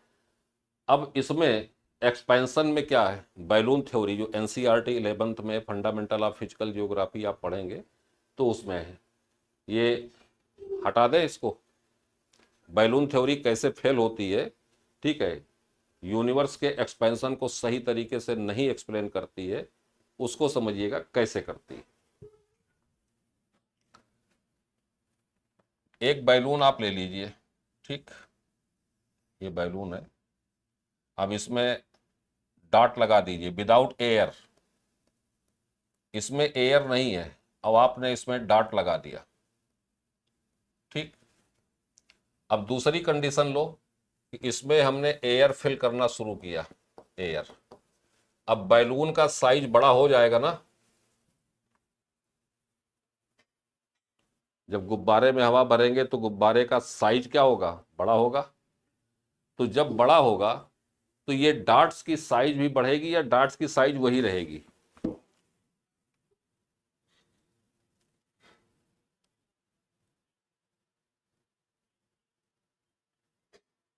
बैलून में जब तक डॉट नहीं लगे थे, एयर नहीं थी, तो ये डॉट की कंडीशन है। यहां पर हमने चिन्ह बना दिया, लाल नीला पीला, ऐसे हमने डॉट बना दिया। अब इसको, इसमें हम एयर फिल कर रहे हैं, तो बैलून का साइज क्या हो रहा है, एक्सपेंड कर रहा है। तो जब साइज एक्सपेंड करेगा तो डॉट का साइज भी तो एक्सपेंड करेगा। हाँ। अब डॉट का साइज एक्सपेंड अगर कर रहा है तो बैलून को हम क्या मान लें, यूनिवर्स। ठीक। अब यूनिवर्स में ये जितने डॉट्स हैं, ठीक, तो किसी को हम गैलेक्सी मान लें, किसी को प्लेनेट मान लें, तो जितने भी प्लेनेट्स हैं इनका साइज तो नहीं बढ़ रहा है ना, साइज तो वही है, बढ़ रहा है।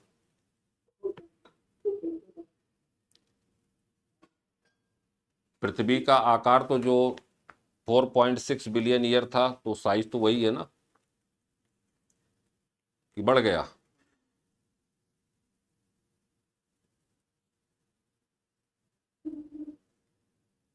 द्विवेदी, द्विवेदी जी, साइज तो वही रहेगा ना, पृथ्वी की साइज। तो ये जो डॉट का साइज इस स्टेज में आएंगे तो साइज इंक्रीज करेगा, ठीक।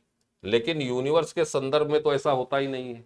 सभी सभी जितने प्लेनेट हैं उनकी अपनी ही साइज है, उसमें कोई भी चीजें नहीं है। तो बैलून थ्योरी यही पर आकर के फेल होती जो एनसीईआरटी की 11th class fundamental of physical geography में दिया गया है, और इसका जस्टिफिकेशन भी वहाँ दिया गया, उसको आप पढ़ेंगे तो जस्टिफिकेशन भी दिया है। तो जो एक्सपेंशन ऑफ यूनिवर्स में बैलून थ्योरी है वो किस मुद्दे पर आकर फेल होती है, तो साइज ऑफ डॉट्स। क्लियर? जी। Size of dot Yes, yes. ये यही गड़बड़ करेगा, ठीक है।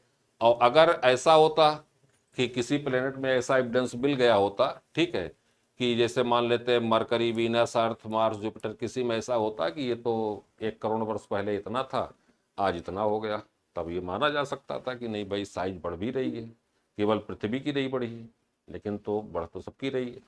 तो ये बैलून थ्योरी यहीं पर आकर फेल हो जाती है, ठीक है। तो बिग बैंग और बिग क्रंच क्लियर हो गया, Yes, sir. ठीक है। बिग बैंग का रिवर्स कॉन्सेप्ट क्या होगा? बिग क्रंच, ठीक है। और उसमें जो बिग बैंग और बिग क्रंच में फ्लो ऑफ एनर्जी रहती है, ठीक है। तो बिग बैंग में एनर्जी अपवर्ड दिखाई जाती है और बिग क्रंच में डाउनवर्ड।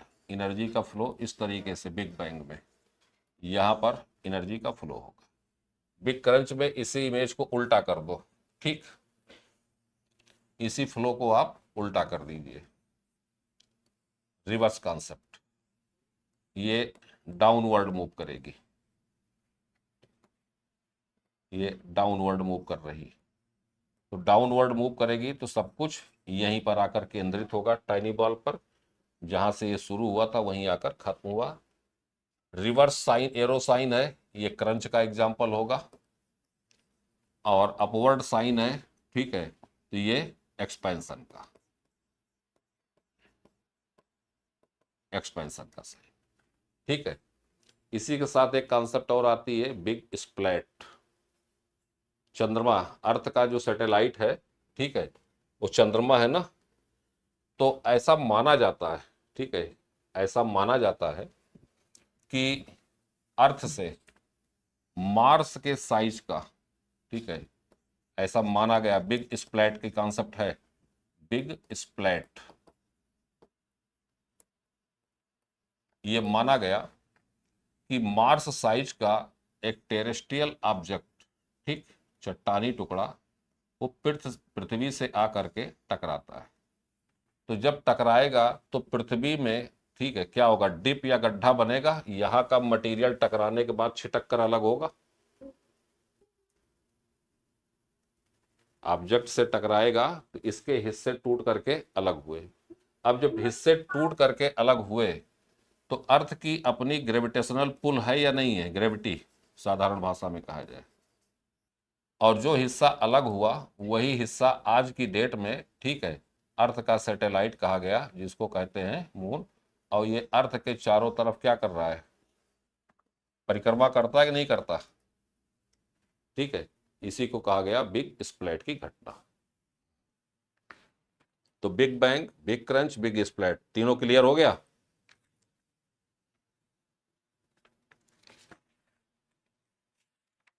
Yes, sir. अब आते हैं बिग बैंग की थ्योरी पर, ठीक। तो इसको समझा दें या इसका जो मेन कंटेंट है, स्टेज ऑफ बिग बैंग, अच्छा कॉन्सेप्ट हम इसका आपको एक पॉइंट हम नोट डाउन करवा दे रहे हैं, इसको पहले समझ लीजिएगा कि बिग बैंग में आपको पढ़ना क्या है यूपीएससी के पॉइंट पर। तो इसको हम बता दे रहे हैं, स्टेप क्या क्या होने हैं, ठीक है, उसकी बात हम कर रहे हैं।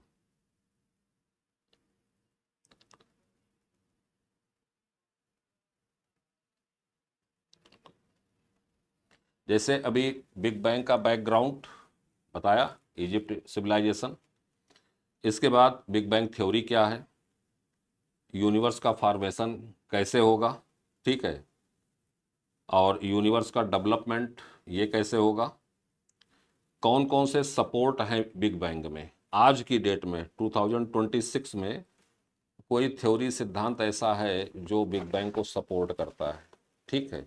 तो एक एग्जांपल हम आपको बता दे रहे हैं, बाकी तो थ्योरी हम उसमें लिखवा देंगे, जैसे कोबे प्रोजेक्ट है, यूरोपियन यूनियन का है, IUGG के रिसर्च हैं, ये तो सब लिखाएंगे।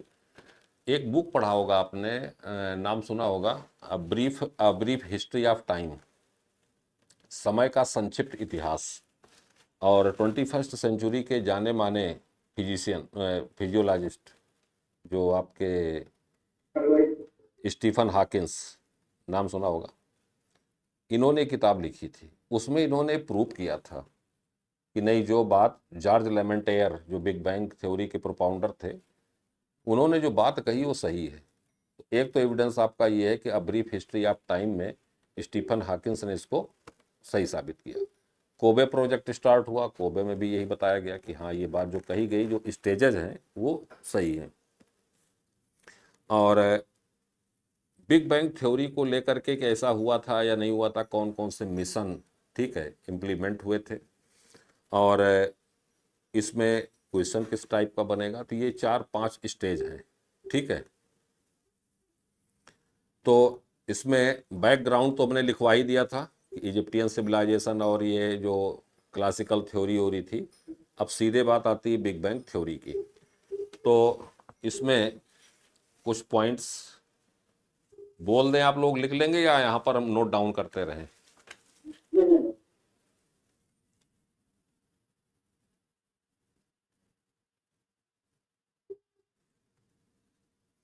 इसमें लिखिएगा big bang theory, George Lemaitre 1927। George Lemaitre, year 1927।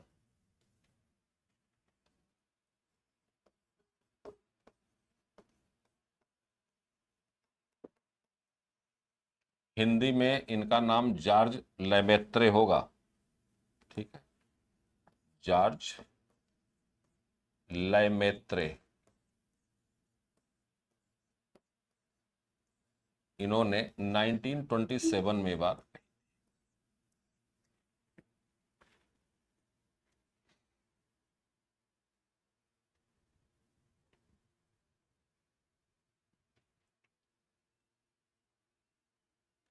और जो बात इन्होंने कही, ठीक, तो इन्होंने एक शब्द इस्तेमाल किया, टाइनी बॉल, ठीक, टाइनी बॉल।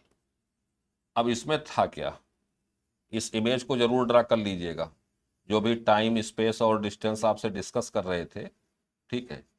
इन्होंने माना कि संपूर्ण जो यूनिवर्स था वो एक छोटे से टाइनी बॉल या गोलक में केंद्रित था। अब वो ये भी कह रहे हैं कि इसमें विस्फोट होगा, और विस्फोट जब होगा तो उसकी स्टेज ऐसे होगी, ठीक, यही बात इन्होंने कही। यहाँ पर एक्सप्लोजन, ये टाइनी बॉल होगा, एक्सप्लोजन होगा और ये स्टेज ऐसे ऐसे एक्सपैंड करेगी। तो पहला क्वेश्चन यही होता है कि इसमें विस्फोट होगा क्यों, कौन सी फोर्स काम करेगी? भाई कोई चीज अगर एक्सप्लोजिंग कंडीशन में है, विस्फोट हो रही, टूट रही है, तो कोई फोर्स तो काम करेगा। तो इन्होंने ये कहा कि ये इसका जो मास था, द्रव्यमान, ठीक, इसका टेम्परेचर, इसकी डेंसिटी, ठीक है, ये सब अनकंपेरेबल थे, यानी जो कहीं भी तुलना नहीं की जा सकती, उनके बारे में पता नहीं था। अब ये बात, जो स्टेटमेंट ये दे रहे हैं कि इसका वॉल्यूम, इसका टेम्परेचर, ठीक है, इसकी डेंसिटी, ये मेजरेबल नहीं थी। अब ये घटना इन्होंने कहा कि 13.7 बिलियन ईयर एगो हुई थी, ठीक है, बिलियन ईयर एगो। तो उस दौरान तो कोई ऐसे इंस्ट्रूमेंट थे नहीं।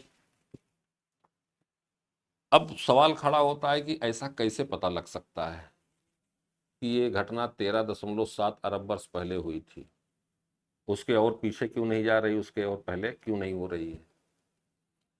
तो आप सब लोगों को पता है, आपने नाम सुना होगा ना कि कार्बन डेटिंग, इससे पता लगता कि नहीं पता लगता? चट्टानों चट्टानों की एज भी पता लगती है, चट्टान कितनी पुरानी है, ठीक है।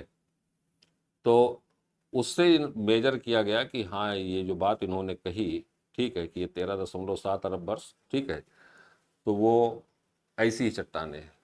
अब हैं भी या नहीं, ये भी अगला सवाल खड़ा होगा।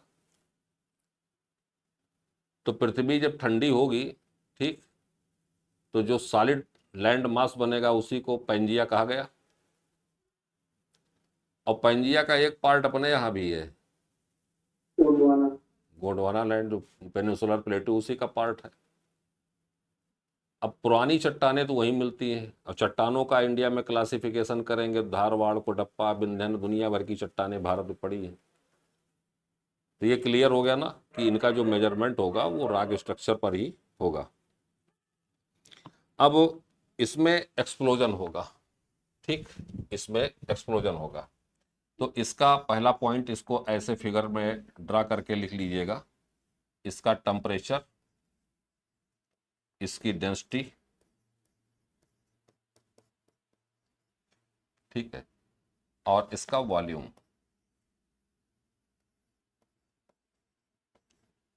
ये इनफाइनाइट थे तीनों।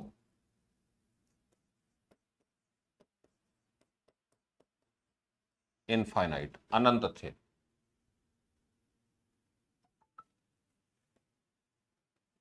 तो की चीज का वॉल्यूम इनफाइनाइट कैसे होता है?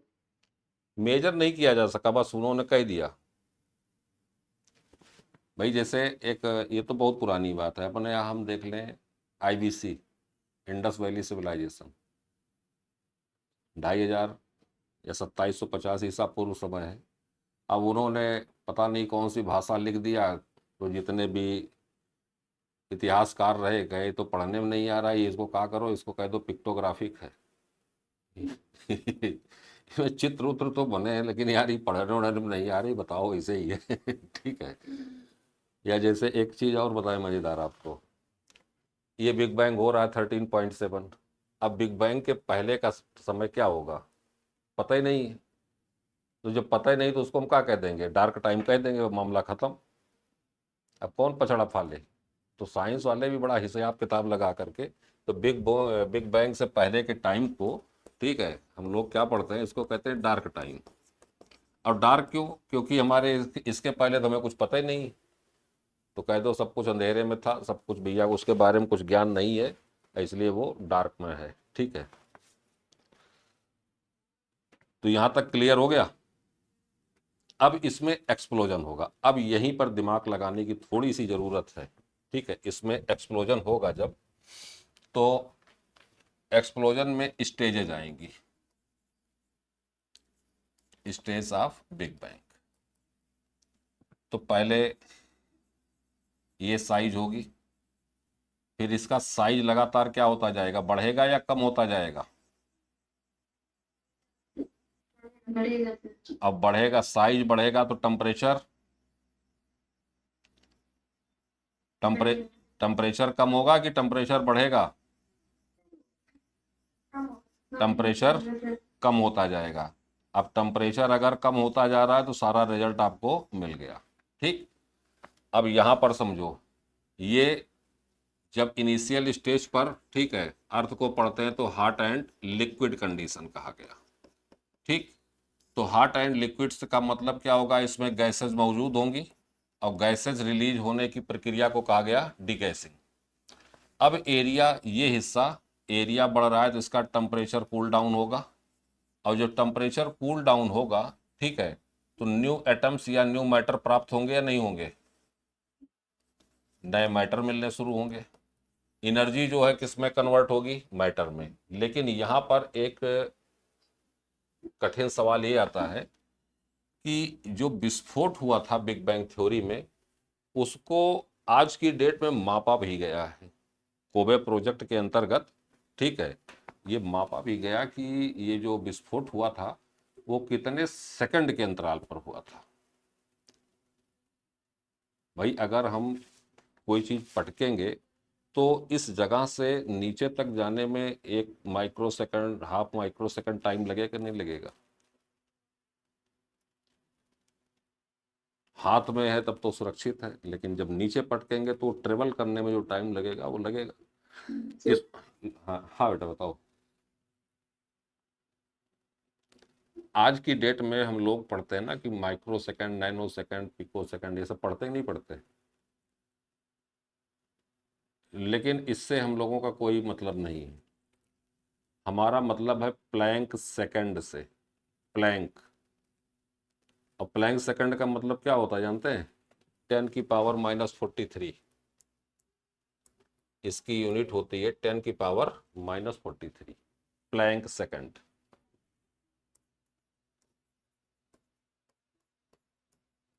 अब सोच लो कि कैलकुलेशन कितना माइन्यूट होगा। ठीक है, तो हमें कैलकुलेशन नहीं करना, हमें बस इतना ध्यान रखना है कि प्लैंक सेकंड जो यूज होता है वो बिग बैंग थ्योरी के एक्सप्लोजन के टाइम को शो करता है, और इसको मैक्स प्लैंक ने दिया था। इसकी जो यूनिट वैल्यू होती है वो 10⁻⁻43 होती है। ठीक है,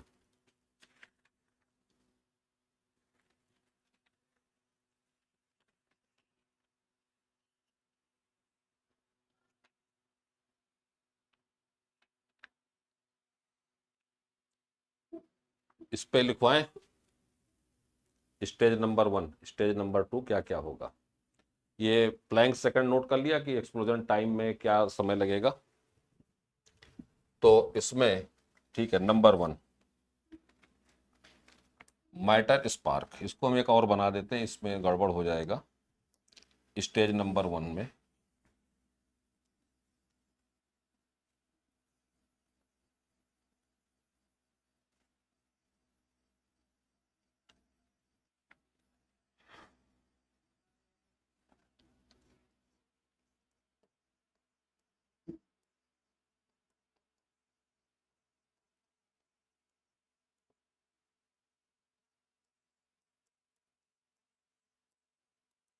मैटर स्पार्क या एक्सप्लोजन, ठीक, पदार्थ में विस्फोट पहली स्टेज होगी। सेकंड स्टेज में एक्सपैंड करेगा, तो इसकी संरचना कितने के बराबर हो गई, तो इसकी संरचना वॉलीबॉल के बराबर। थर्ड स्टेज में आएंगे, साइज और बढ़ेगा इसका, इसको लिया गया फायरबॉल के रूप में। ठीक है, फायरबॉल के बाद इसकी अगली स्टेज आएगी जायंट थर्मोन्यूक्लियर। तो फर्स्ट वाले पे क्या लिखना है लास्ट में? फर्स्ट में एक्सप्लोजन, द मैटर स्पार्क या फिर matter explosion, giant thermonuclear.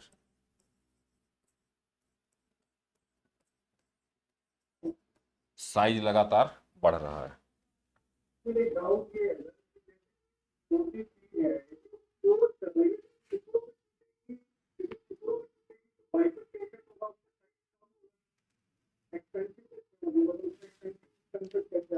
Expansion का मतलब एक्सप्लोजन, एक्सप्लोजन विस्फोट होना, यानी एक्सप्लोजन अमूमन में हम लोग किस में इस्तेमाल करते हैं, वो जैसे एक शब्द है ना कि बम विस्फोट हो गया।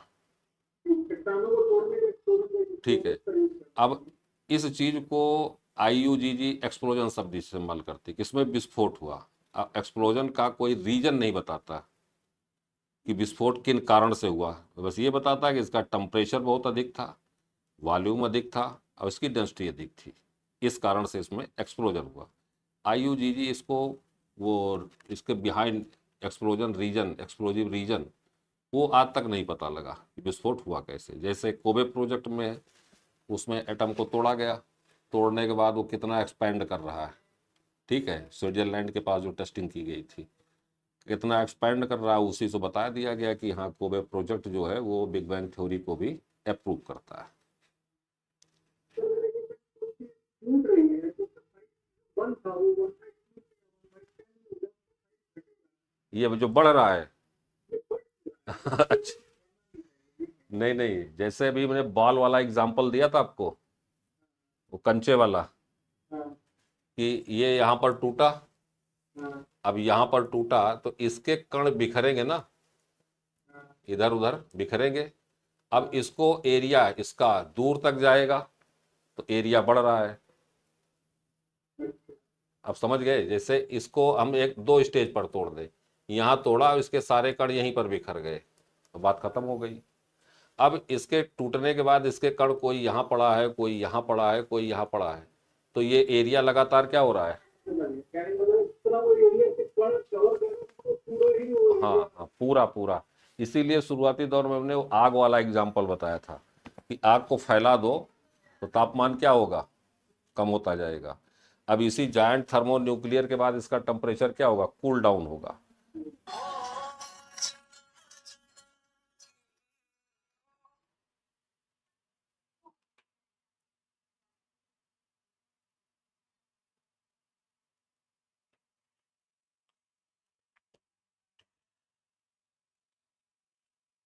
अगला पॉइंट लिखिएगा।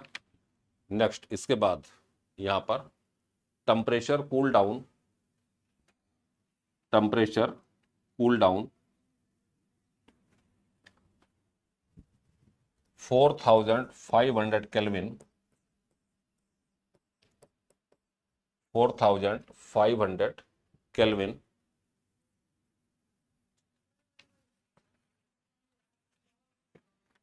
अब यहां तक तो क्लियर हो गया होगा कि एरिया एक्सपेंड कर रहा है तो टेम्परेचर क्या हो रहा है, कूल डाउन हो रहा है। अब यहीं से दूसरा एपिसोड शुरू होगा, स्टार फार्म होगा, गैलेक्सी फार्म होंगे, ठीक, इनका सबका नंबर यहीं से आता है, ठीक है। तो जब टेम्परेचर 4500 केल्विन डाउन हुआ तो अगली स्टेज क्या होगी इसकी, ठीक, फॉर्मेशन ऑफ स्टार, ठीक, स्टार फॉर्मेशन। उसी में टेम्परेचर कूल डाउन के बाद आगे स्टेज पर लिख लीजिएगा स्टार फॉर्मेशन। अब यहाँ पर स्टार का मतलब समझ लीजिएगा, सन एक स्टार है या नहीं है, और सन का जो मेन सोर्स है वो हाइड्रोजन और हीलियम, दो ही गैसेस हैं। और यही दो शब्द ध्यान रखिएगा कि जो हम अपना क्लाइमेटोलॉजी पढ़ते हैं तो क्लाइमेटोलॉजी में initial stage of present atmosphere, वर्तमान वायुमंडल को जब हम पढ़ते हैं तो आज हम देखते हैं नाइट्रोजन, ऑक्सीजन, ये मेन गैस है, 99% यही दो कवर करती हैं। लेकिन उस दौरान जो 13.7 बिलियन ईयर एगो की बात होगी, उस दौरान मेन एबडेंट गैस कौन सी होंगी, हाइड्रोजन और हीलियम होंगी। और इसीलिए सबसे पहले स्टार का फॉर्मेशन होगा, ठीक है, स्टार बनेंगे। अब एक ही स्टार तो बनेगा नहीं, ढेर सारे स्टार बनेंगे, ठीक। तो स्टार फॉर्म होगा, तो एक स्टार है मान लेते हैं ये, ठीक। अगर कई स्टार एक साथ हों, ठीक है, इनको क्या कहा जाएगा,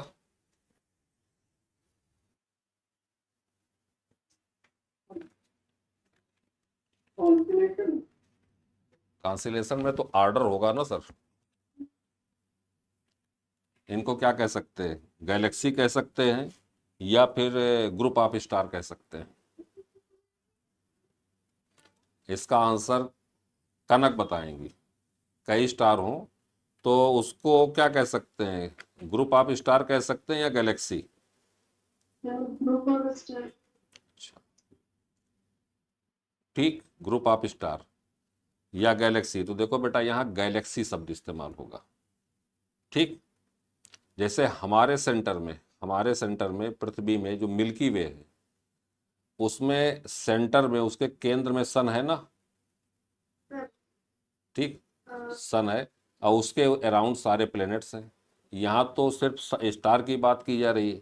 अब जितने स्टार होंगे सबकी अपनी गैलेक्सी होगी। जैसे एक और एग्जांपल, यूक्लिड का नाम सुने, थोड़ा इसको मैथमेटिक्स से, ज्योमेट्री से बताते हैं। यूक्लिड का नाम सुने, यूक्लिड। उन्होंने कहा था कि पैरेलल लाइन नेवर मीट्स, ठीक है, पैरेलल लाइन नेवर मीट्स। ये लाइन अगर है ये कभी एक दूसरे से मिलेगी नहीं, ठीक है। अब इसी बात को अगर हम कहें कि क्या जो हमारी गैलेक्सीज हैं वो कभी कोलाइड हो सकती, गैलेक्सीज कोलाइड हो सकती हैं, तो जो स्टार की कॉन्सेप्ट है, अगर हम मान लें कि ये हमारी गैलेक्सी मिल्की वे है, इसी पे दूसरी गैलेक्सी होगी, इसी पे तीसरी गैलेक्सी होगी, इसी पे चौथी गैलेक्सी होगी, तो ये कभी कोलाइड कर सकती हैं,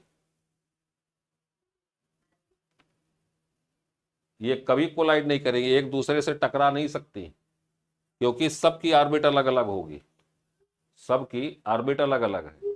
और सबकी ऑर्बिट अलग होगी तो आप इसको यूक्लिड फॉर्मेशन उससे समझिए, एक लाइन ये खींच लो, एक लाइन ये खींच लो, एक लाइन ऐसी खींच लो, एक गैलेक्सी इस जगह रख लो, यहां पर एक गैलेक्सी, यहां दूसरी गैलेक्सी, यहां तीसरी गैलेक्सी, यहां चौथी गैलेक्सी, ऐसे गैलेक्सी।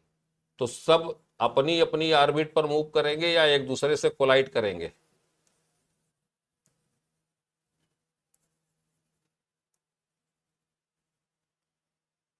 बताइए भाई, ये गैलेक्सीज हैं तो ये कोलाइड करेंगी, एक दूसरे से टकराएंगी या अपनी अपनी ऑर्बिट पर ही रोटेट करती रहेंगी?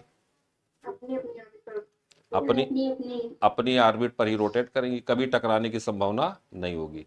इसी कारण से कहा जाता है कि जो हमारा यूनिवर्स है वो कैसा है, फ्लैट शेप में है, फ्लैट। अगर ये गैलेक्सी तो स्पाइरल हो सकती है, लेकिन जो यूनिवर्स की बात होगी तो यूनिवर्स सदैव फ्लैट पोजीशन में मिलेगा। अगर यूनिवर्स मान लो कभी गैलेक्सी, थोड़ी देर के लिए हाइपोथेसिस दे दी जाए कि यूनिवर्स ही स्पाइरल शेप में आ गया,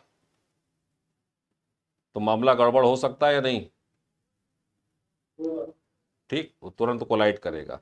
इसीलिए इसको यूक्लिड फार्मूले से सेट किया जाता है। तो गैलेक्सी का फॉर्मेशन, ठीक, तो कई स्टार मिलकर के किसका निर्माण किए, गैलेक्सी का। अब कई गैलेक्सी हो, मेनी गैलेक्सी, कई गैलेक्सी अगर मिल जाए, ठीक, कई गैलेक्सी को के समूह को हम क्या कहेंगे, सुपर क्लस्टर ऑफ गैलेक्सी। इसको लिख लीजिएगा, लिख रहे हैं नहीं इसको, ग्रुप ऑफ स्टार्स गैलेक्सी और group of Galaxy super cluster of Galaxy, super cluster of Galaxy.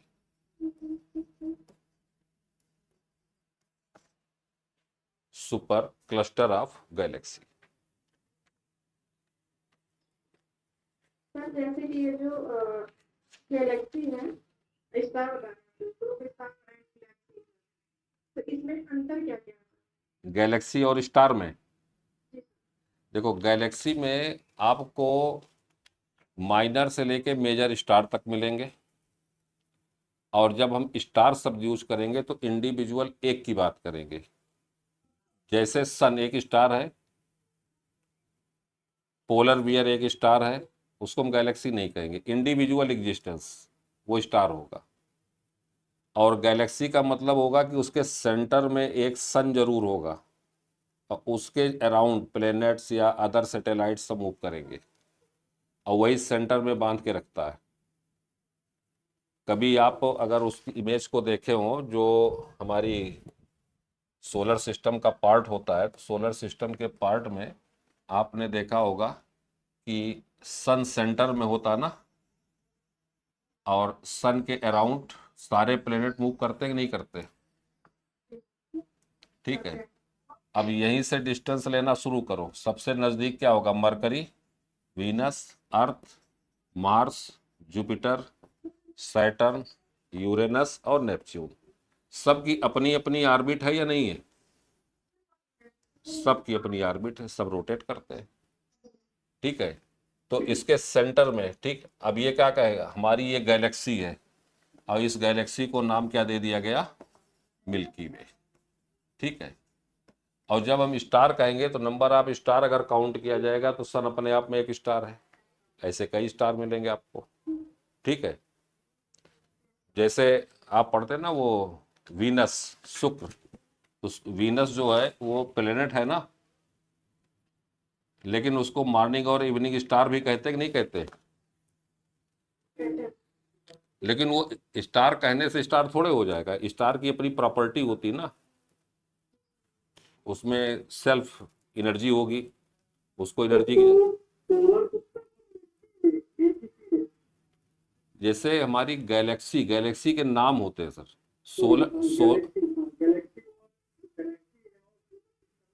नहीं नहीं, सोलर सिस्टम कई होंगे, हमारा सोलर सिस्टम पृथ्वी का,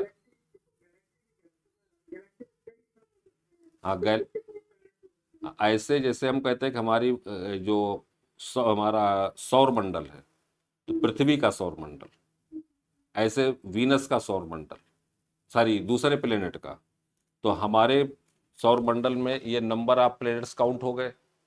ऐसे दूसरे गैलेक्सीज को ले लीजिए, दूसरी गैलेक्सी में जैसे हमारे में 8 है, वहाँ 3 हो सकते हैं, वहाँ 18 प्लेनेट हो सकते हैं, एक भी नहीं हो सकते, एक हो सकता है। तो ये जितनी भी नंबर ऑफ गैलेक्सीज हैं, ये और प्लैनेट का जो सिस्टम है एक पर्टिकुलर, क्या उसको हम गैलेक्सी बोलते हैं, उसी या एक गैलेक्सी में कई सारे प्लैनेट होते हैं? जो एक सन और उसके अराउंड प्लेनेट्स होंगे उनको गैलेक्सी कहा गया, ठीक है। अब ऐसी बहुत सारी गैलेक्सीज हैं, बहुत सारी गैलेक्सीज आपको मिलेंगी। तो ये क्लियर, यहाँ तक क्लियर हो गया। अब लेकिन सर आपने तो अभी कहा था जी, कि एक गैलेक्सी में ग्रुप ऑफ स्टार होते हैं ना, हाँ हाँ तो कई सारे स्टार होंगे एक गैलेक्सी में, हाँ, तो एक मेन तो स्टार, सन तो एक ही स्टार ना। बेटा एक तो मेन स्टार कौन होगा? सन होगा। जैसे ओरियन नेबुला का नाम सुने? ओरियन नेबुला, ये नया स्टार खोजा गया था। देखो मेन जो होगा, मेन वो एक ही होगा, और स्टार का मतलब मेन स्टार या माइनर, ठीक है, ये अलग अलग कॉन्सेप्ट होती। तो जो हमारी गैलेक्सी को रिवॉल्व कराता है, रोटेट कराता है, वो केवल और केवल सन है, क्योंकि उसकी ग्रेविटेशनल फोर्स पृथ्वी से कई गुना ज़्यादा है, तभी ये बंधे रहते हैं। शेष जितने प्लेनेट माइनर कैटेगरी, वो सारी स्टार माइनर कैटेगरी में होंगे, उनकी ऐसी कोई कैपेबिलिटी नहीं होती। जैसे अभी हमने एग्जांपल दिया ओरियन नेबुला या सिरस डार्क स्टार। सिरस, इसको देख लीजिएगा, सिरस सबसे चमकीला स्टार है, लेकिन उसको अगर, वो भी हमारी गैलेक्सी में ही है, लेकिन वो उसको, उसका रोल कहीं भी नहीं है कि किसी प्लेनेट को, या उसकी ग्रेविटी इतनी ज़्यादा नहीं कि किसी प्लेनेट को अपने अगल बगल ऑर्बिट में रोटेट करा सके। क्योंकि रोटेशन के लिए एक, जैसे कहते हैं, मैग्नेटिक फोर्स होनी चाहिए, उसको बांध के रखे, डिस्टेंस कम ज़्यादा ना हो। पृथ्वी अपनी ऑर्बिट पर घूमती है, मरकरी अपनी ऑर्बिट पर घूमता है, ठीक है, जितने ग्रह हैं वो सब अपनी अपनी ऑर्बिट पर ही घूमते हैं कि एक दूसरे से कोलाइड करते हैं। एक निश्चित डिस्टेंस होती है ना सूर्य से सभी ग्रहों की, जी। तो निश्चित दूरी किसकी वजह से है? Yes. निश्चित दूरी किसकी वजह से है? ग्रेविटेशनल अट्रैक्शन से ये तो है, ठीक है। ग्रेविटी। हाँ, ग्रेविटेशनल अट्रैक्शन से ही होता है। और अब प्लेनेट की प्रॉपर्टी अलग हो सकती है, ये मान सकते हैं। जैसे कि अगर कहा जाए कि सबसे ज़्यादा हॉटेस्ट प्लेनेट, सबसे गर्म ग्रह कौन सा होगा, तो ये प्रॉपर्टी की बात कर रहे हैं। सबसे कूल प्लेनेट कौन होगा, तो ये प्रॉपर्टी की बात होगी। या जितने 8 ग्रह हैं उनमें से लाइफ केवल पृथ्वी पर ही क्यों पाई जाती है? भाई उनसे क्या दुश्मनी है? लाइफ केवल 8 प्लेनेट में कहाँ मिल रही है? अर्थ पर ही मिल रही ना, शेष पर तो नहीं मिल रही। मिल रही नहीं। अब जो नहीं मिल रही है, तो ये अर्थ की अपनी पर्सनल प्रॉपर्टी है या नहीं है? भाई अर्थ पर क्या मौजूद है? जीवन। लाइफ शब्द का मतलब माइक्रो ऑर्गेनिज्म से लेकर के ह्यूमन और नेचुरल वेजिटेशन सब है। अब पृथ्वी का जो average temperature 15 degree Celsius, 15 degree, earth पर वाटर मौजूद है और अर्थ पर ऑक्सीजन मौजूद है। लेकिन यही तीनों प्रॉपर्टी हम वहाँ खोजें, कहाँ पर? मरकरी पर, वीनस पर, जुपिटर पर, तो नहीं मिलेगा। केवल एक प्लेनेट है जहाँ पर पॉसिबिलिटी व्यक्त की गई कि यहाँ लाइफ पॉसिबिलिटी है, कौन सा है? मार्स। और मार्स में कहाँ पर? मार्स पर लाइफ सब जगह नहीं, पृथ्वी पर तो सब जगह संभव है। भाई पृथ्वी पर सब जगह संभव होने का मतलब समुद्र के अंदर भी जीवन है। गड्ढा खोदो तो जमीन के नीचे भी छोटे छोटे कीड़े मकोड़े निकल आते हैं। पृथ्वी पर केवल जीवन एक ही जगह संभव नहीं है, ठीक, कहाँ पर? एक्टिव वल्केनो के क्रेटर पर। तो जानते होंगे ना, एक्टिव सक्रिय ज्वालामुखी का जो मुहाना होगा जहां से लावा रिलीज हो रहा है, तो लावा का टेम्परेचर कितना होता है? 600 से 1200 डिग्री सेल्सियस होगा। वहाँ किसी प्रकार का की लाइफ की पॉसिबिलिटी नहीं है। चाहे वो वेजिटेशन की बात करें, चाहे बैक्टीरिया की बात करें, चाहे वायरस की बात करें, चाहे ह्यूमन लाइफ की बात करें, तो लावा के टेम्परेचर के अलावा वहाँ पर sulphur dioxide, carbon monoxide, carbon dioxide, ऐसी पॉइजनिक और हैवी गैसेज भी रिलीज होती है। तो वहाँ का जो एटमॉस्फेयर होगा वो इंसान को जीने लायक नहीं होगा। पूरी पृथ्वी पर केवल एक ही जगह होती, एक्टिव वल्केनो का क्रेटर। लेकिन मार्स पर कंडीशन क्या है? मार्स पर जहाँ आइस कैप्स मौजूद है वही लाइफ है, जहाँ पर बर्फ की टोपियाँ पाई गई या बर्फ पाई गई। क्यों? आइस मौजूद होगी तो उसमें वहाँ पर ऑक्सीजन होगी या नहीं होगी, ठीक। लेकिन अब ये सब चीज़ें हैं personal properties of the planet. या जैसे अगर यहीं पर देखें तो सबसे गर्म ग्रह किसको कहा गया? नहीं सर। हाँ, वीनस वीनस को कहा गया, ठीक। कार्बन डाइऑक्साइड हाँ, क्योंकि वहां पर एक्टिव वल्केनो काफी है और CO2 रिलीज होती है, उसके एटमॉस्फेयर में 90% 95% तो CO2 मौजूद है। और कल ही बताया था CO2 हीट को ट्रैप करती है, तो वहाँ, हाँ, तो वहाँ टेम्परेचर राइज करेगा।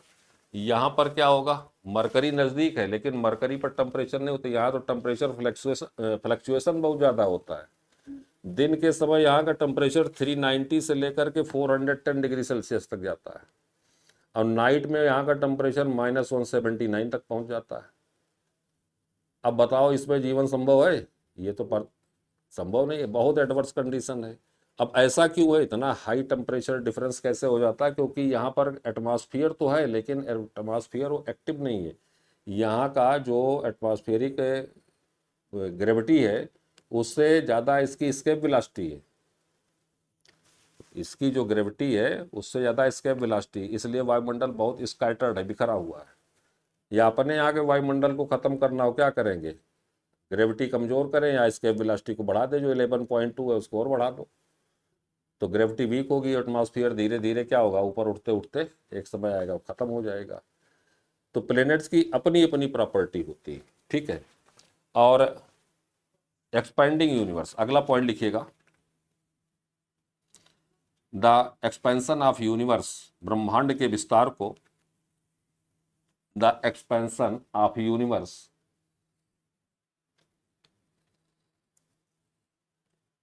कैन बी एक्सप्लेन्ड, ब्रह्मांड के विस्तार को डॉपलर प्रभाव के द्वारा कैन बी एक्सप्लेन्ड, डॉपलर प्रभाव के द्वारा या डॉपलर प्रभाव के आधार पर व्याख्या की जा सकती है।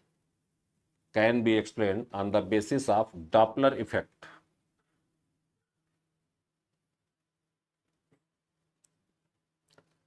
और डॉपलर इफेक्ट शब्द को अंडरलाइन कर लीजिएगा। डॉपलर प्रभाव क्या होता है इसको पहले प्रैक्टिकली समझ लीजिएगा। सड़क पर चलते हुए दो चीज़ों को देखा होगा, कभी एम्बुलेंस गुजर रही हूटर बजाते हुए, तो आप इमेजिन करो इसी, क्योंकि डॉपलर इफेक्ट समझेंगे तभी रेड शिफ्ट और ब्लू शिफ्ट समझ पाएंगे। आप कोई ए नाम का पर्सन यहाँ खड़ा है, ठीक है, और दो कंडीशन पे कंपेयर करो।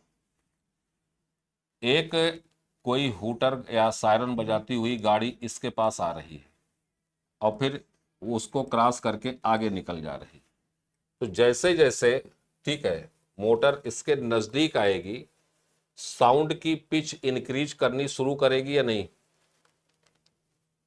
ध्वनि की तीव्रता क्या होगी? बढ़ेगी, क्योंकि ये इसके नज़दीक आ रहा है। और जैसे इसको क्रॉस करके इससे दूरी जाएगी तो साउंड की पिच धीरे धीरे क्या होती जाएगी? कम होती जाएगी। यानी हमें डॉपलर इफेक्ट से दो चीज़ें मिली, ये नियरर नज़दीक आ रहा है और ये फार अवे दूर जा रहा है। ये दो शब्द हमको यहाँ पर लेना है, बाकी कुछ नहीं। अब यही डॉपलर इफेक्ट को देखिए, डॉपलर इफेक्ट को फिजिक्स में पढ़ेंगे तो ये सबसे पहले साउंड वेव के लिए प्रयुक्त हुआ था, बाद में लाइट के लिए प्रयुक्त हुआ, लाइट वेव के लिए, और आज की डेट में ये कलर वेव के लिए लिया जाता है। अब कैसे होगा इसको समझिएगा। दो ऑब्जेक्ट हो, ये हो और ये, और एक ऑब्जर्वर हो, ए नाम का व्यक्ति, ठीक है, ए नाम का व्यक्ति इस जगह पर खड़ा है, यहां पर खड़ा है, और इन दोनों को देखता है। एक ऑब्जेक्ट यहां पर है और दूसरा ऑब्जेक्ट यहां पर है, ठीक है। इसका कलर ब्लू दिख रहा है और इसका कलर रेड दिख रहा है, ठीक। तो रेड किस ऑब्जेक्ट का कलर होगा, जो दूर जा रहा है या नजदीक आ रहा है? जो दूर जा रहा होगा उसका कलर कैसा दिखेगा? रेड। और जो नजदीक आ रहा है उसका कलर कैसा दिखेगा? ब्लू। कैसे दिखेगा? रेड कलर की वेव फ्रीक्वेंसी अधिक होगी या नहीं? ज़्यादा होती रेलवे लाइन पे देखो सिग्नल उग्नल सब लाले रंग के तो होते हैं, ठीक है। हाँ, अब इसी को, ठीक है, डॉपलर इफेक्ट को यहाँ पर मेजर किया जाता है। इसी को हम कहते हैं रेड शिफ्ट और इसको कहते हैं ब्लू शिफ्ट, ठीक है। अब यहीं पर एक्सपेंशन ऑफ यूनिवर्स को समझिएगा। ये दूर जा रहा है ना, फार अवे, ये दूर जा रहा है। तो पहली चीज ये कि दूर जा क्यों रहा है? जगह होगी तभी तो जाएगा, आगे स्पेस खाली होगा तभी तो जाएगा, कि आगे फुल हाउसफुल होगा फिर भी निकल जाएगा?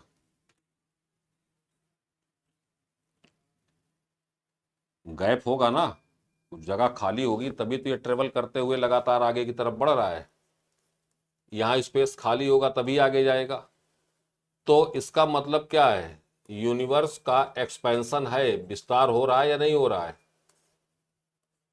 2000 में देखा कि ये यहाँ पर था और 2026 में देख रहा है कि ये खिसक करके और आगे गया, ठीक। तो इसका मतलब 6 साल में ये खिसक रहा है, तो इसका मतलब यहाँ पर स्पेस है, आगे स्पेस है तभी ये ऊपर की तरफ जा रहा है।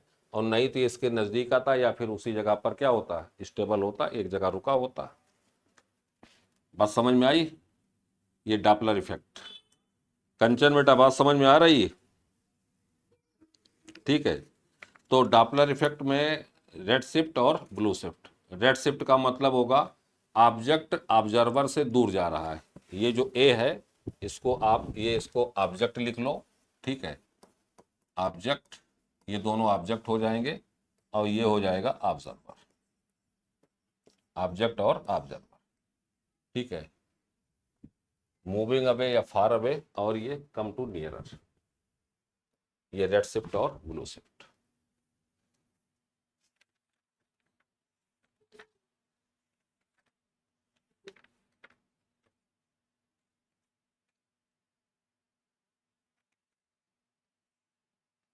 इसके बाद अगले स्टेज पर आते हैं, proof of big bang. Big bang हुआ था या नहीं, उसके प्रमाण क्या क्या हैं? तो उसके लिए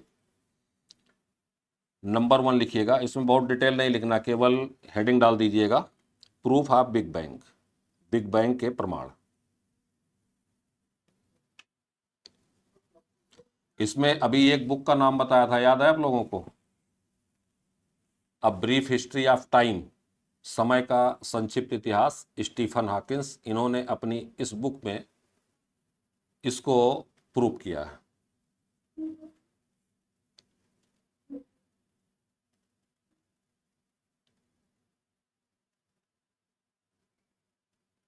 दूसरा, expanding universe theory, expanding universe, विस्तारित ब्रह्मांड का सिद्धांत।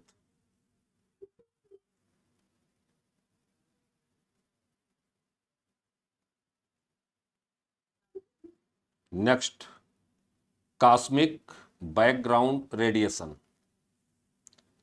Cosmic background radiation.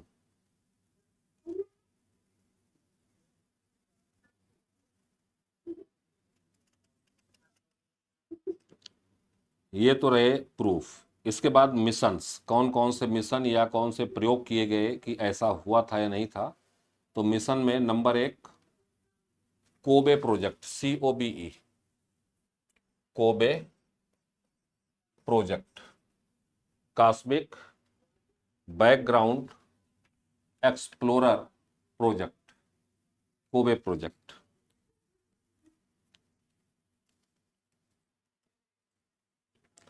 कोबे के बाद W MAP, W MAP, background explorer, हाँ explorer.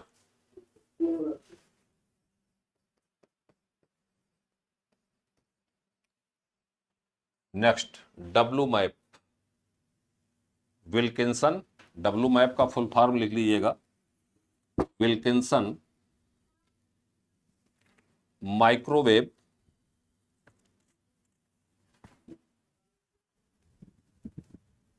Wilkinson microwave apostrophe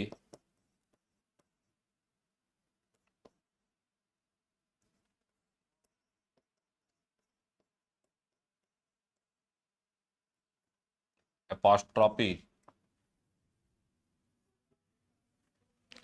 एपॉस्ट्रॉपी probe, PROBE, W MAP का फुल फॉर्म एपॉस्ट्रॉपी प्रोब। वो करती यारों की हाँ,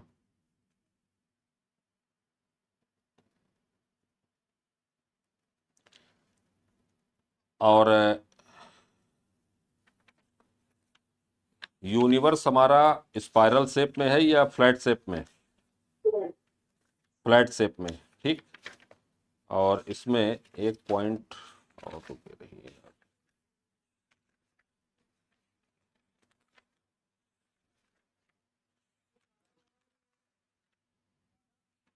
हाँ, अगला हेडिंग डाल दीजिएगा, लास्ट पॉइंट डाल दीजिएगा, कंपोजिशन ऑफ यूनिवर्स। ब्रह्मांड के घटक, यानी ब्रह्मांड किन किन चीजों से मिलकर के बना है। Composition of universe. Composition of universe में पहला डार्क मैटर। Dark matter 23%। तो कुछ भी नहीं बताओ उसके बारे में डार्क मैटर जिनके बारे में पता ही ना हो। पता है। इसके बाद डार्क एनर्जी, उस एरिया पर कौन सी फोर्स काम कर रही है उसको। Dark energy 73%।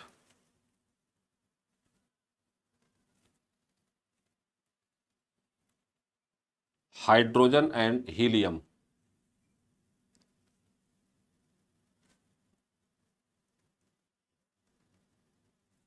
4%।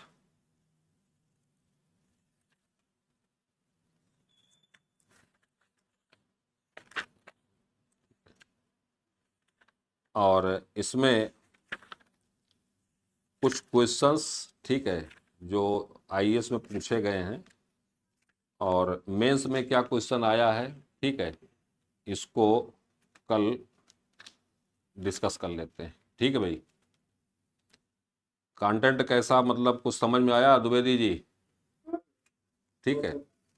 और बस थोड़ा ये है ना कि जैसे अभी एक दो लेक्चर आगे बढ़ेंगे ना, तो पीछे वाला जो वर्कआउट होता रहेगा ना, रिवीजन और क्वेश्चन, रिवीजन क्वेश्चन, तो फिर एक के बार में सब बेड़ा पार हो जाएगा। ठीक है, ओके भाई, थैंक यू, नमस्कार, धन्यवाद, गुड नाइट।